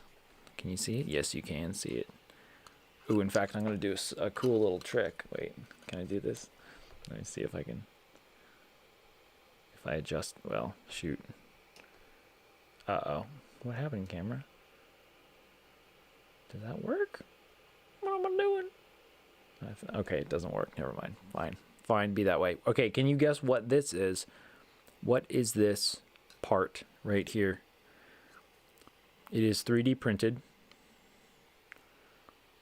What is it? If you can guess this part and you get the right answer, then you will be correct. What we're looking at is the part for this guy right here. This is the Minihawk 5, and this is built by. This is designed and printable by Steve Carlson, and I have a video about this as well. And what we're looking at actually specifically is this portion, this back portion, or one half of this back portion. So it's this. It's actually the left-hand side, right there. So that's what we're looking at. And I have this in my hand because Steve has been kind enough to allow me to kind of, I guess, kind of be like one of the first sort of beta testers in printing this this Minihawk VTOL airplane. And honestly, I haven't really put a whole lot of time into it, but now I think I've gotten some things working pretty well. And so I just want to give you guys an update. And also, Steve, if you're watching this, sorry for being so slow to get going on this. But I think I'm starting to have success now in printing this. And also, this is a super sweet. I think it's awesome clear. Is that not awesome? Because then you can see the structure inside. I think I might just print the whole thing in clear. It's super sweet. It might get hot though. No, I don't know. Anyway, what's cool is that Steve says he is close to being done with finalizing all of the settings in Betaflight for the Minihawk. And the Minihawk, it uses 3 motors. It has 2 in the front that pivot, and then 1 in the back that is stationary, and then it has 2 ailerons. And so he has, he's designed this whole thing, and he's put together like a build instructions and build list and all this sort of stuff. So very cool stuff. Just wanted to give you guys a little sneak peek on that. It should be coming out.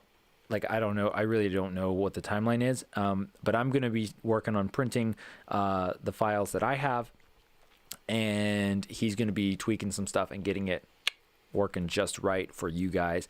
And then we'll do kind of a big sort of a grand finale reveal at some point. It might be a little bit longer though until I actually get everything working and the electronics in place and that sort of stuff. Anyway, just want to let you guys know that we are working on that. We're working, or we're not. I'm not doing a whole lot. He's doing all the stuff, but I'm just trying to get the word out to you guys. So that's coming. That's coming. One other thing, another thing is, let me see here.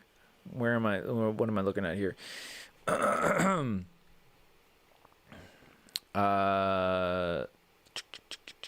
Oh, Matt, sorry. Matt says, which filament did I use? This is 3D Fuel Workday PLA. It comes in clear. For some reason, they don't have, or they have the PLA Pro, which is supposed to be stronger and better than Workday PLA. Workday is like their mid-grade, and then Pro is their top grade. For some reason, they only have the mid-grade in actual clear PLA, which I think is awesome. Like, it's not yellowy clear, which I guess is how natural PLA looks, or how it normally looks when it's clear. This is like translucent. Like, look at that. You know, so that's what that looks like. I think it looks great. You can see the internal structure, and I have quite a bit of it. So I think I'm just going to print everything in this. Also, it kind of hides any sort of defects or like the layer lines. You can see the layer lines, but they look more like a texture than actual construction lines. So I think that is very cool how that is. What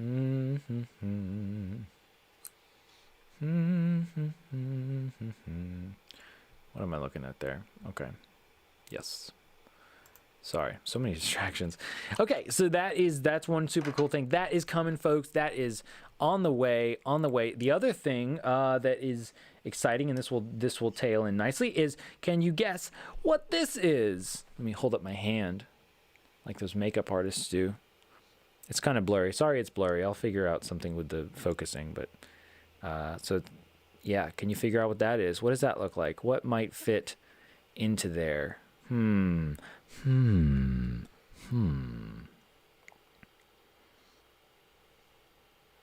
Ah, Philip Franco, welcome. Or maybe you were already here, I can't remember, but welcome again. He says, I wonder how LEDs shine through it. They shine through it great, man. Look, I got a flashlight. This is probably way too bright, but this is, yeah, it's blowing everything out. Maybe I could just shine a little bit through it. It's kind of just getting blown out, but it looks red because of my actually my hand right there, but it would look amazing, I think. Super amazing. You could just light up the whole thing. And so Arnav says motor mount, antenna mount. Rob Muller says antenna mount. Luca says a stack. Yes, that is correct. It is for a stack. I designed this. It's not incredibly spectacular, but I'm finalizing the design. I will have this as well as some other 3D printable items available soon. And the reason why I designed this was because apparently it's incredibly hard to find an adapter for a 25.5 millimeter stack.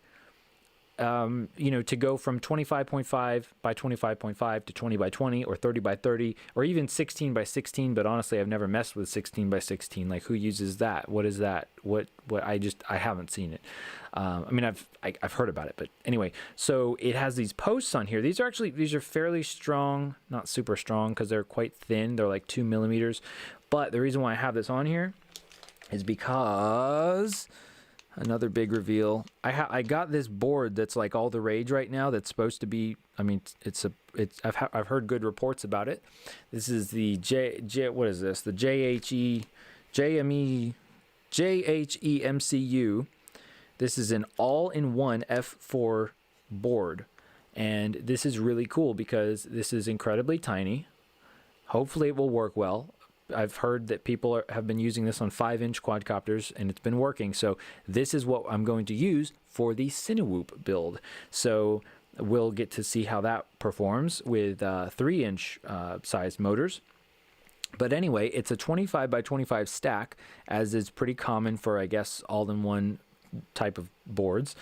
And kind of the downside is that it has the motor motor points, the solder points for the motors are on the corners. So the corners right there, instead of like 2 on either side of the board. But anyway, it has these 4 mounts right there. And so the idea with this mount is, if you can print it like this without a bunch of stringing, is that you can just slide the actual stack onto the mount and just kind of press it in place, and it just squeezes down in that rubber standoff, the vibration dampers, and you just kind of press it down, and it holds, I think, super well. I'm not concerned about it coming out.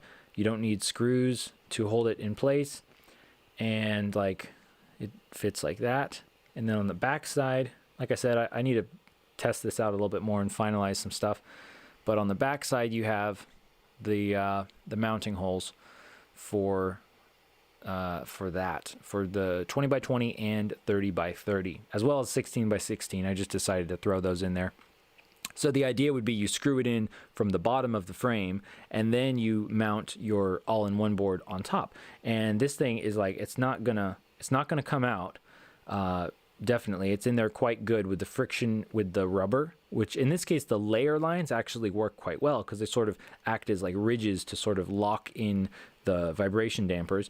And then also the structural integrity of it all is much improved because excuse me, because all of these little posts, which are pretty weak on their own, when they're connected to the board, they become quite strong. And so there's very little, like there's no movement or anything like that. So that is what I am going to use to connect this, and I'm going to find, either I'm going to find this or I'm going to have to start selling them myself or something, but I'm going to find a source for you guys, because what I want to do is use that that all-in-one flight controller board is what I'm going to use for this build. But if you want to use, you could use a different all-in-one board if you want, or just a different stack.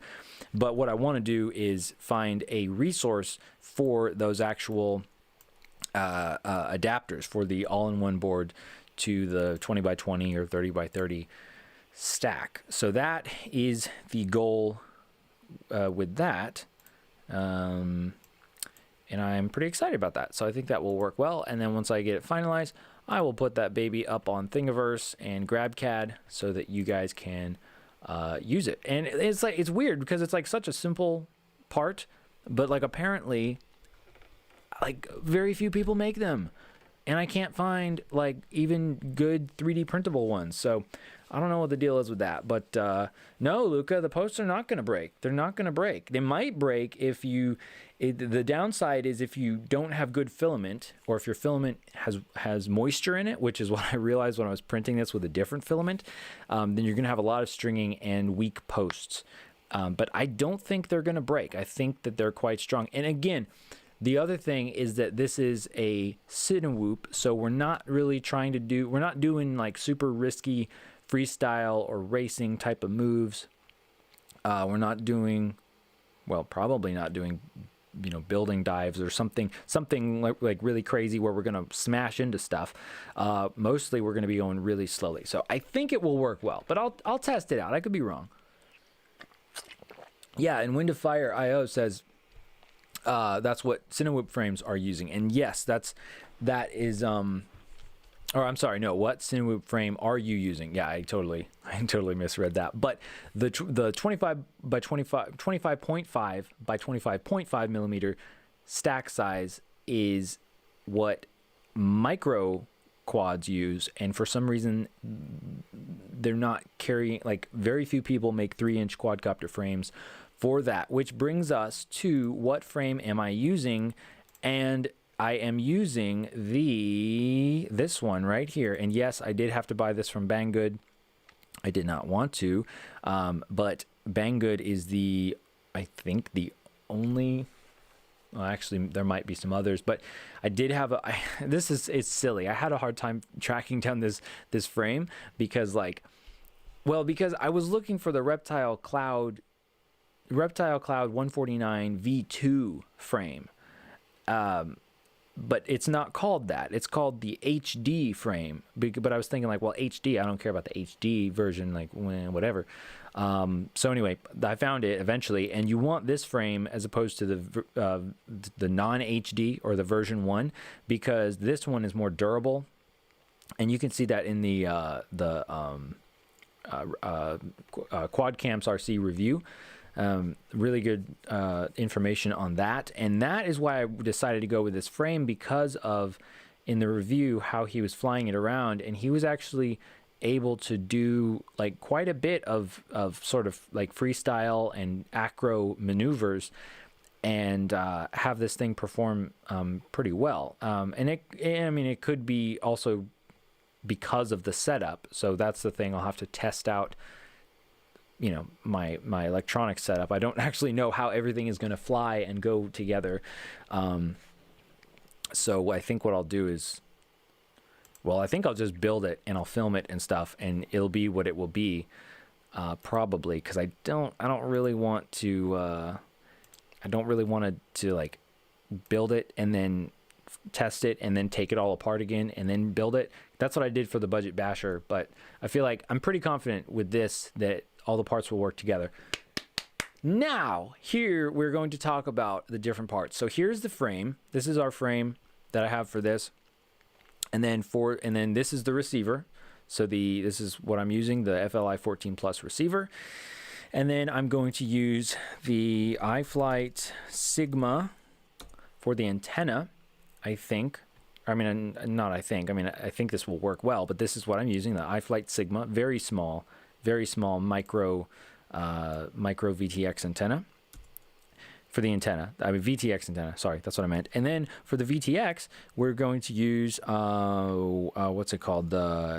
It's the AKK Racer VTX, I think.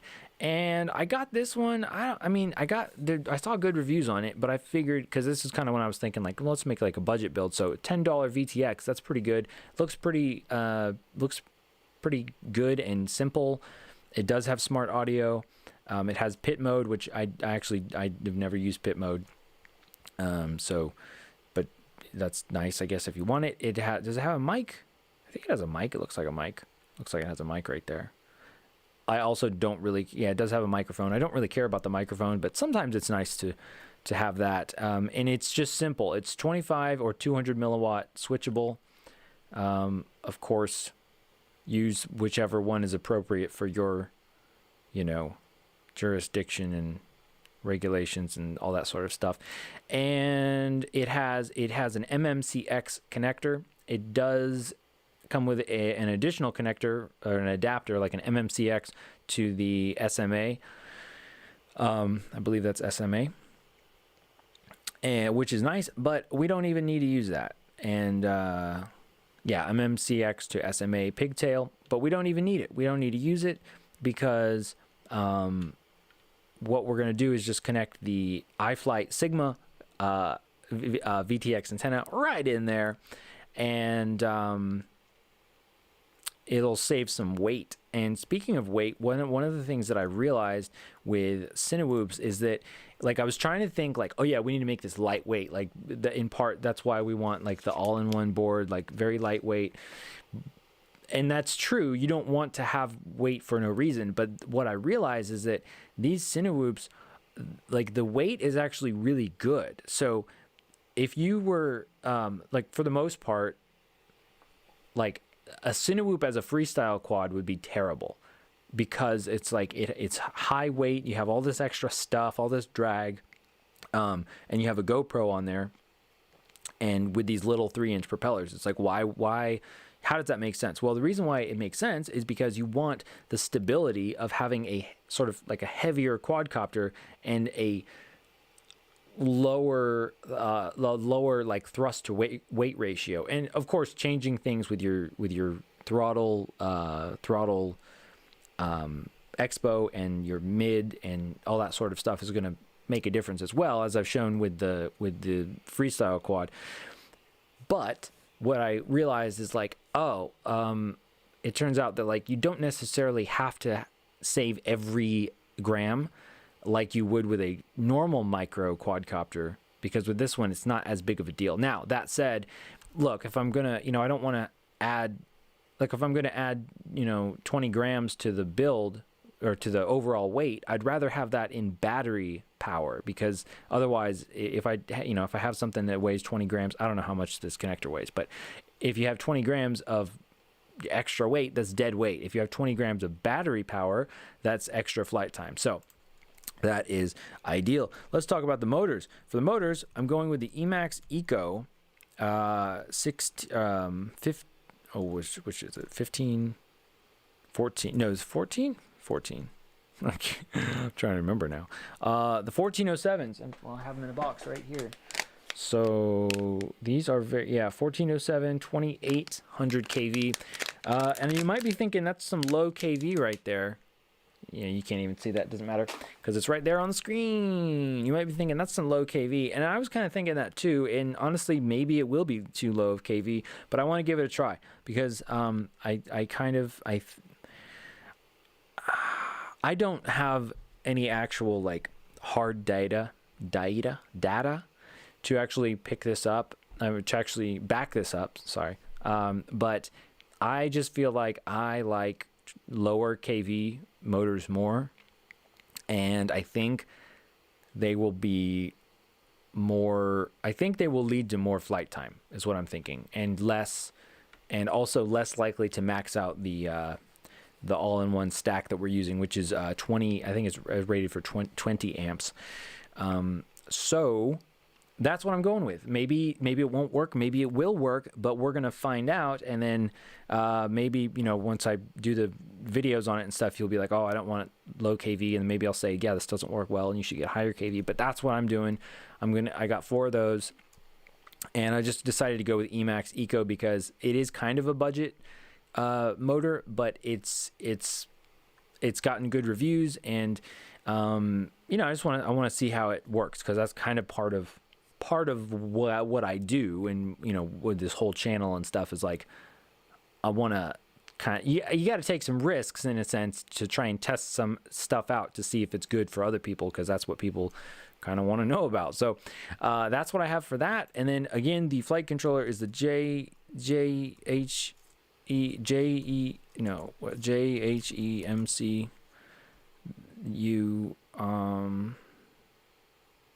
this one, I think it's this one. So it's like $32. I bought this one actually from Get FPV, because it was in stock, at least at Get FPV. And so this is what I'm getting. And the downside with this, I can see right away, and this is why this won't be exactly a beginner build, is because these little motor posts, or these little motor pads, look how tiny they are. They're teeny tiny pads. What are they thinking? I wish they were bigger, but that's the way it is. And it's kind of hard to see stuff, and pretty darn small board. So that is the downside of an all-in-one board. If you go with something larger, even like a Mamba, the new, what is it? Like the 405 or whatever it is, the mini, but they basically like a 20 by 20 stack. I think the Mambas are good. There are some other good ones as well, of course. But anyway, those pads are going to be larger, just because you have a dedicated stack for the ESCs. For the camera, I decided, and I'm very excited about this, I decided to go with a Runcam Phoenix 2, and it actually is the Joshua Bardwell edition, this guy right here. And I'm very excited about this because for so long, I have wanted to get a better camera. As I just showed you or previously in the stream, I showed you the FPV flight footage of the camera that I have, which is a Foxeer Aero. I think it's an Aero Mini, something like that. And it's bad. I don't like it. So from what I've seen, this has really good image quality. This is the Bardwell edition, so you can control this through the stick commands. And that's nice. I don't know if I'll need to use it a lot, but that could be nice. And it's NTSC or PAL. It's 16:9 or 4:3, and it is CMOS, which I think I like the CMOS sensors more. Also, what else about this? Oh yeah, so this replaces the Runcam Eagle, which I have also wanted to get for a long time as well. The Runcam Eagle, because it's supposed to have really good, just basically like like a larger sensor and better, like dynamic range and just a better, I guess just like a better image, to put it generally. So anyway, I'm excited about that. That's gonna be great. What else? What else do we have? What else do you need to build a quadcopter? For the batteries, I'm going to be using, well, I mean, it doesn't really matter the specific type of batteries. No, I think that's it. That's it. Yeah, that's it. That's everything. I think that's everything. Because that's the main stuff. Anyway, for the batteries, I'm going to use a 1300 milliamp hour. I think this is what I got. Something like that. Oh, well, that's a G plus. No, I don't want that. That's not what it was. Anyway, a 1300 milliamp hour 4-cell battery, pretty much standard stuff. And then as far as the propellers, and again, I'm coming up with this list. I mean, you know, I'm purchasing these items to put into a quadcopter, so I haven't actually put it all together yet to actually see how it works out, but theoretically I think it should work out quite well. I got a smattering of propellers, so I got some of these Gemfan, I think I got these ones, the Gemfan ducted propellers. I got some of these look pretty cool. I just got them because they look cool, honestly. The 5-bladed 76 millimeter, which is like basically 3 inches, Cinewoop propeller. And then I got some of the other, some more normal ones, like, did I get the Azure? I might have gotten the Azure. And the... the Nazgul? I think I got the Nazgul. Nazgul. I guess I could just check right here, because I've got them all. I've got them all with me right here. Let's bring it over here. There we go. So we've got... I got some Dow propellers, which are like the... I just have a soft spot for the Dow Cyclones. It's just kind of what I grew up on. And then I got these larger multi-bladed ones right there. And then I really need to get a better lighting setup. And then I did get the Gemfan Flash 3-blade ducted propellers. These 3-bladed propellers, man, they are small. They are small propellers. I also got, I did get the Nazgul propellers. Now let's talk about that for a second before my voice stops working. The propellers, so like this is a pretty good example here, I think. Let's click on that. So the propellers here, like you want, what in my extensive researching CineWhoops, the propellers, you want them to be a flat edge. Like you don't really want a normal swoop, because the propellers are going to be in the ducts. So that is kind of contrary to normal quadcopters type stuff, where you want those smooth, swoopy propellers. But in this case, you don't necessarily want that. I haven't seen a ton of hard data though, as far as comparing the flat, what do you call it? Like more like bullnose propellers, or like flat tipped propellers in a duct. Although that's just kind of how ducted propellers are supposed to work. They're supposed to be a flat side, so you get a close tolerance. Now, let's talk about for a second the whole thing about ducts. Because let's see, okay. So the thing about the ducts, let me bring up the thing with the frame here. Perfect. So with the ducts, not ducks, like quack quack. Oh, we're talking like a duct, like duct tape. With these, and the whole Cinewoop deal, what I understand from my research, in case you don't know, is that the whole Cinewoop thing came from Shen drones, and the whole Shen drones thing was like was that the idea with the Cinewoop and kind of why it was such a big deal was because it had this duct on there, and it looks like that. And let's see, yeah, that's close enough. Well, that duct looks a little different, but so the squirt, I guess, was the original one. Anyway, basically the idea is that like how it was originally designed was that you would have these ducts made of like TP, I think it was TPU. I want to say TPU. So like a slightly flexible 3D printed material, and then you would trim your own propellers.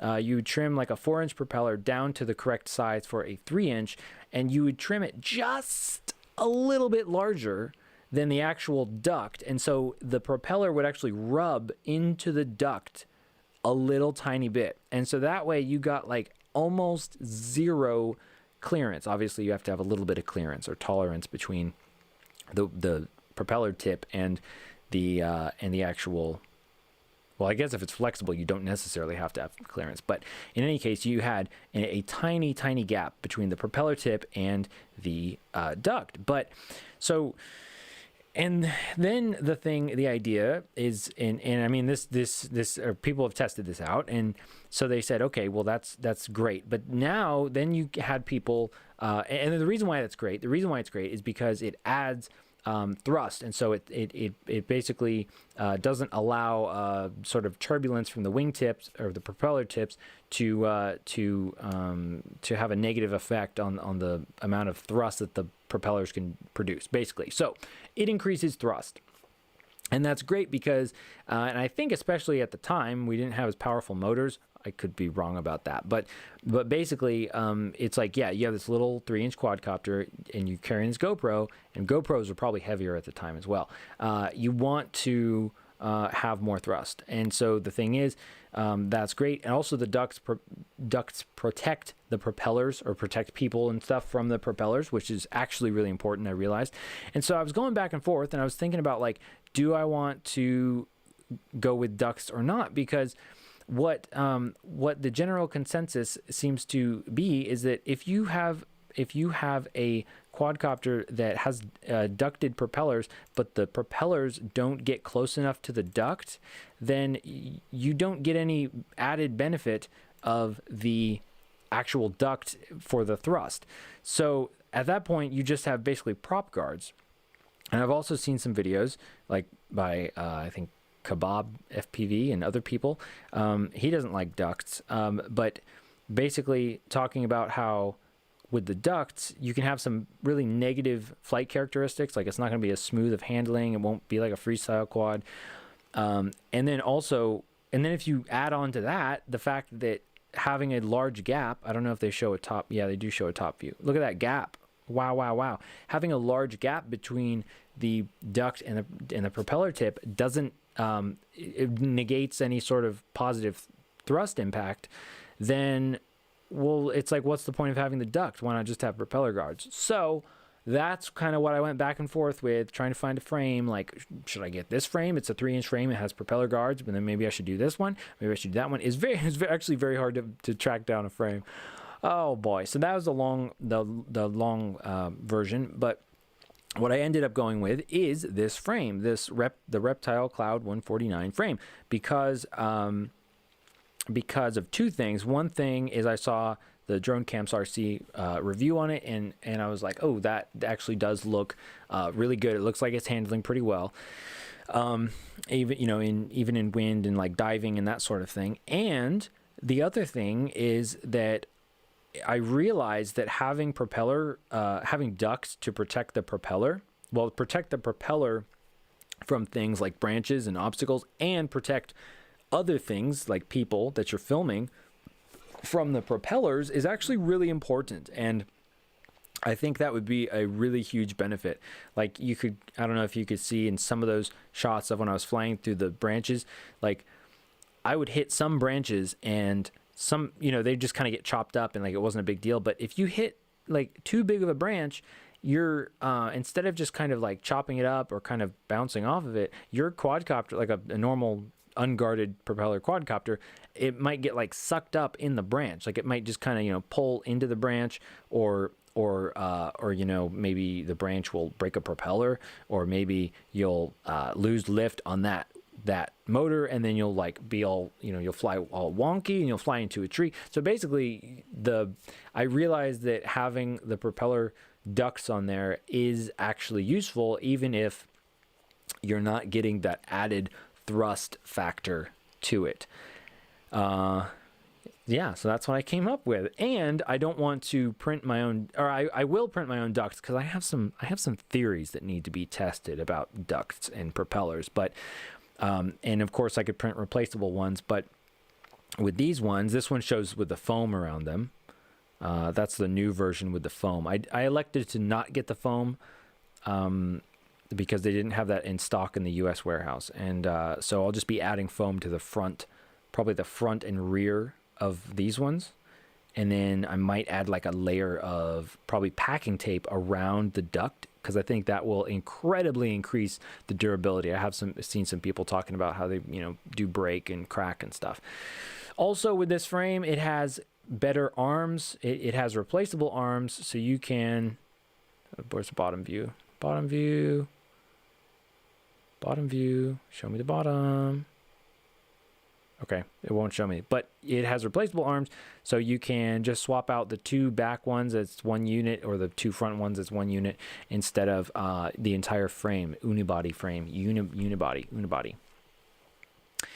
And that is my conclusion. So that is why I decided to go with that, and I fried my brain looking up different quadcopter frames and seeing, like, trying to find out which ones are available and whether it makes sense or not. All kinds of stuff. So yeah, hopefully that was kind of helpful. Rob Moeller says, I have those motors. They're great. Talking about the 1407 motors. Well, that's good. I'm glad to hear that. Amazing long fly time. That's good. I hope you're talking about the 2800 kV ones, because that's what I have. Matt says, I built a Tyro 79 last week, and it has 2800 kV motors. Packs a punch. That's good to hear. On 4S. And Wind of Fire IO says, I'm going with the iFlight Zing C 1408 3600 kV micro motor for my Cinewoop. That sounds pretty good. Yeah, that sounds pretty standard from what I've seen. The only other option, because Race Day Quads didn't have that motor in stock, and so the only other option that they had was the 40,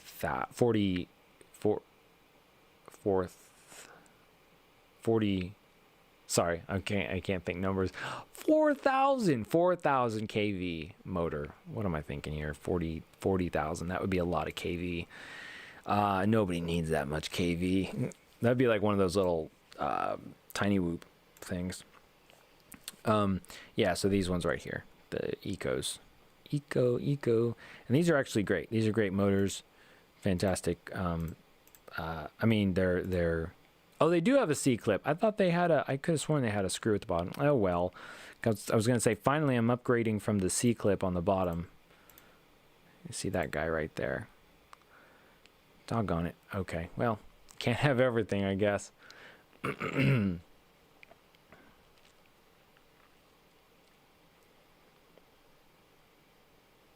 Wind of Fire says you should use these props, the Gem Fan. Yeah, I have those. I'm going to try those out. I'm going to test out a bunch of these.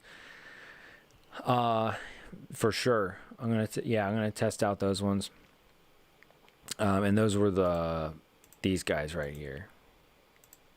Or something like that. They're 5-bladed anyway. Because that's the other thing I was thinking, with a lower KV, that might be better for like a larger propeller or a 3-bladed propeller. Actually, let me just, talking about KV, let me try and find this video that I found very helpful. I thought it was interesting talking about KV stuff. I typed in video. That's you ever do that? Like you think something and then so you type in the or you're saying something so you type in the thing. Hilarious. Okay, so let's say high kV versus low kV brushless motor. There was a video that I watched that was quite helpful. It was this one actually. This one right here. So this one was helpful. I'm not going to play it, but basically he's talking about the efficiency. So does brushless motor kV matter? And the conclusion I think was that that one is not, what was the conclusion? One is not more efficient than the other just based on the kV, but it's like if you have higher kV motor, then you're going to have a higher top end because your motor is like capable of spinning faster, and of course not as fast as it's rated, because the rated kV is just, it's kind of a theoretical number, but it allows us to sort of compare motors. But basically, if you have a 3000 kV motor, it is capable of spinning faster than a 2000 kV motor. And so you're going to be able to spin the propeller faster than the 2000 kV motor. But the thing is, if you try and spin that propeller that much faster, then it's going to draw more amps, and so you will have a less of a flight time, assuming that the propellers are the same and that sort of thing. So basically, I found it interesting because, I was just kind of going all over, researching like what kind of motors should I use and all that stuff, and it's kind of like maybe it doesn't matter that much. Maybe some people, or maybe it doesn't matter until you get to like a certain level of how often you fly and how specific you want to be about exactly how you want your quad to feel. So I think it's kind of played up in some ways, in a lot of ways, just like a lot of other things. But again, personal preference. If you like high KV, I'm not knocking it. That's your thing. That's cool. You do your thing. So yeah, these ones, I got these ones in this very nice smoke color, clear gray they call it. I thought this was interesting, this little adapter right here. So it's like you can do 3, or you can do 5mm, or you can do I think it's for like a 2mm shaft. It's like an adapter.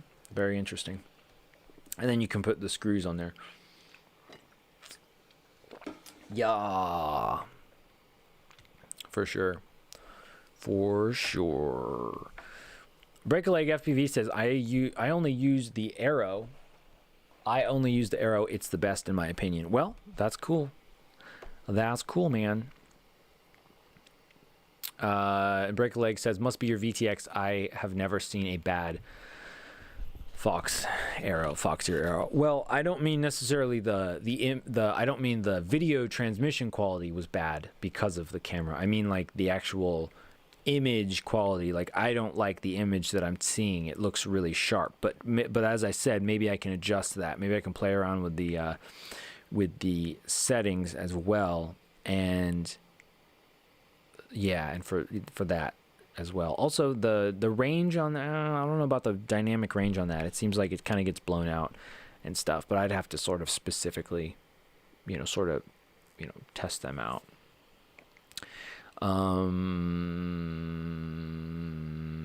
Where somebody says, oh yeah, Rob Mueller says they are used a lot more on movie sets because of the ducts. It is safer. Yeah, that is very true, and that's exactly why I wanted to go with the actual ducts, because that's what I realized is like, okay, this actually is definitely a lot better. Now, if you want to do like cinematic, obviously there's a bunch of cool freestyle videos, cinematic type of flight videos where it's outdoors, you're doing maybe longer range stuff, you're going way up high over things, you're diving down, and yeah, it's like you want something like a freestyle 5-inch quadcopter to give you that power and that flight time at that type of flight envelope, if you will, for sure. But then having the ducts makes a lot of sense, and the reason why I was thinking about not doing the ducts is because I kind of wanted, I was like, well, I thought, wouldn't it be cool to do, like, it could be like for like Cinewooping, but you could also fly it for freestyle. But then I started thinking, like, well, one, this frame, as I saw in reviews, it seems to perform pretty well for moderate acro freestyle type of stuff. So, you know, then there's not a whole lot of a point in not having it. And then also, it just doesn't make sense. It doesn't make that much sense to, like, sort of try to convert it from freestyle to acro. From freestyle to Cinewooping, and because it's like, if it's your Cinewoop quad, you don't want to smash it by doing freestyle stuff. So that's when I just was like, okay, we're gonna do Cinewoop. We're gonna do Cinewoop, and it'll be great for everything, for almost everything you would want to use a quad for. And oh yeah, and then the other thing I was thinking is, like, well, shoot, if I just want to rip around and have fun flying freestyle, and I don't really care about, like, the cinematic quality or whatever, I'll just get a micro quad. I'll get a toothpick.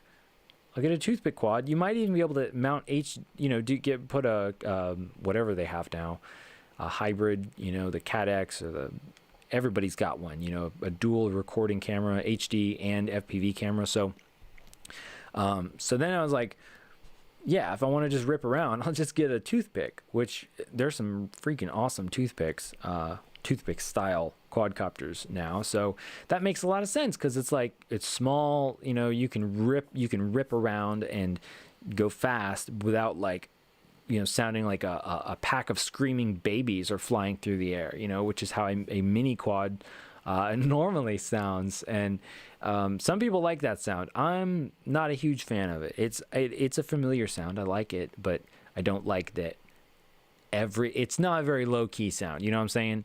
And if you're trying to, if you want to rip a couple packs first thing in the morning, your neighbors might not like that, when they're trying to, I don't know, sleep or have breakfast or something. And you're like, and then they hear, like, this screaming baby flying through the air. No, they don't want that. So anyway, speaking of sound, we'll have to see how this sounds. Obviously, the lighter that it is, the less loud it will be, because your motors and propellers don't have to work as hard in order to actually fly the thing around. But I don't know. And on one hand, I think the ducts might help with the sound. Maybe. It'll be a different sound, and then also it'll be higher pitched because it's a 3-inch instead of a 5-inch, with slightly higher KV as well.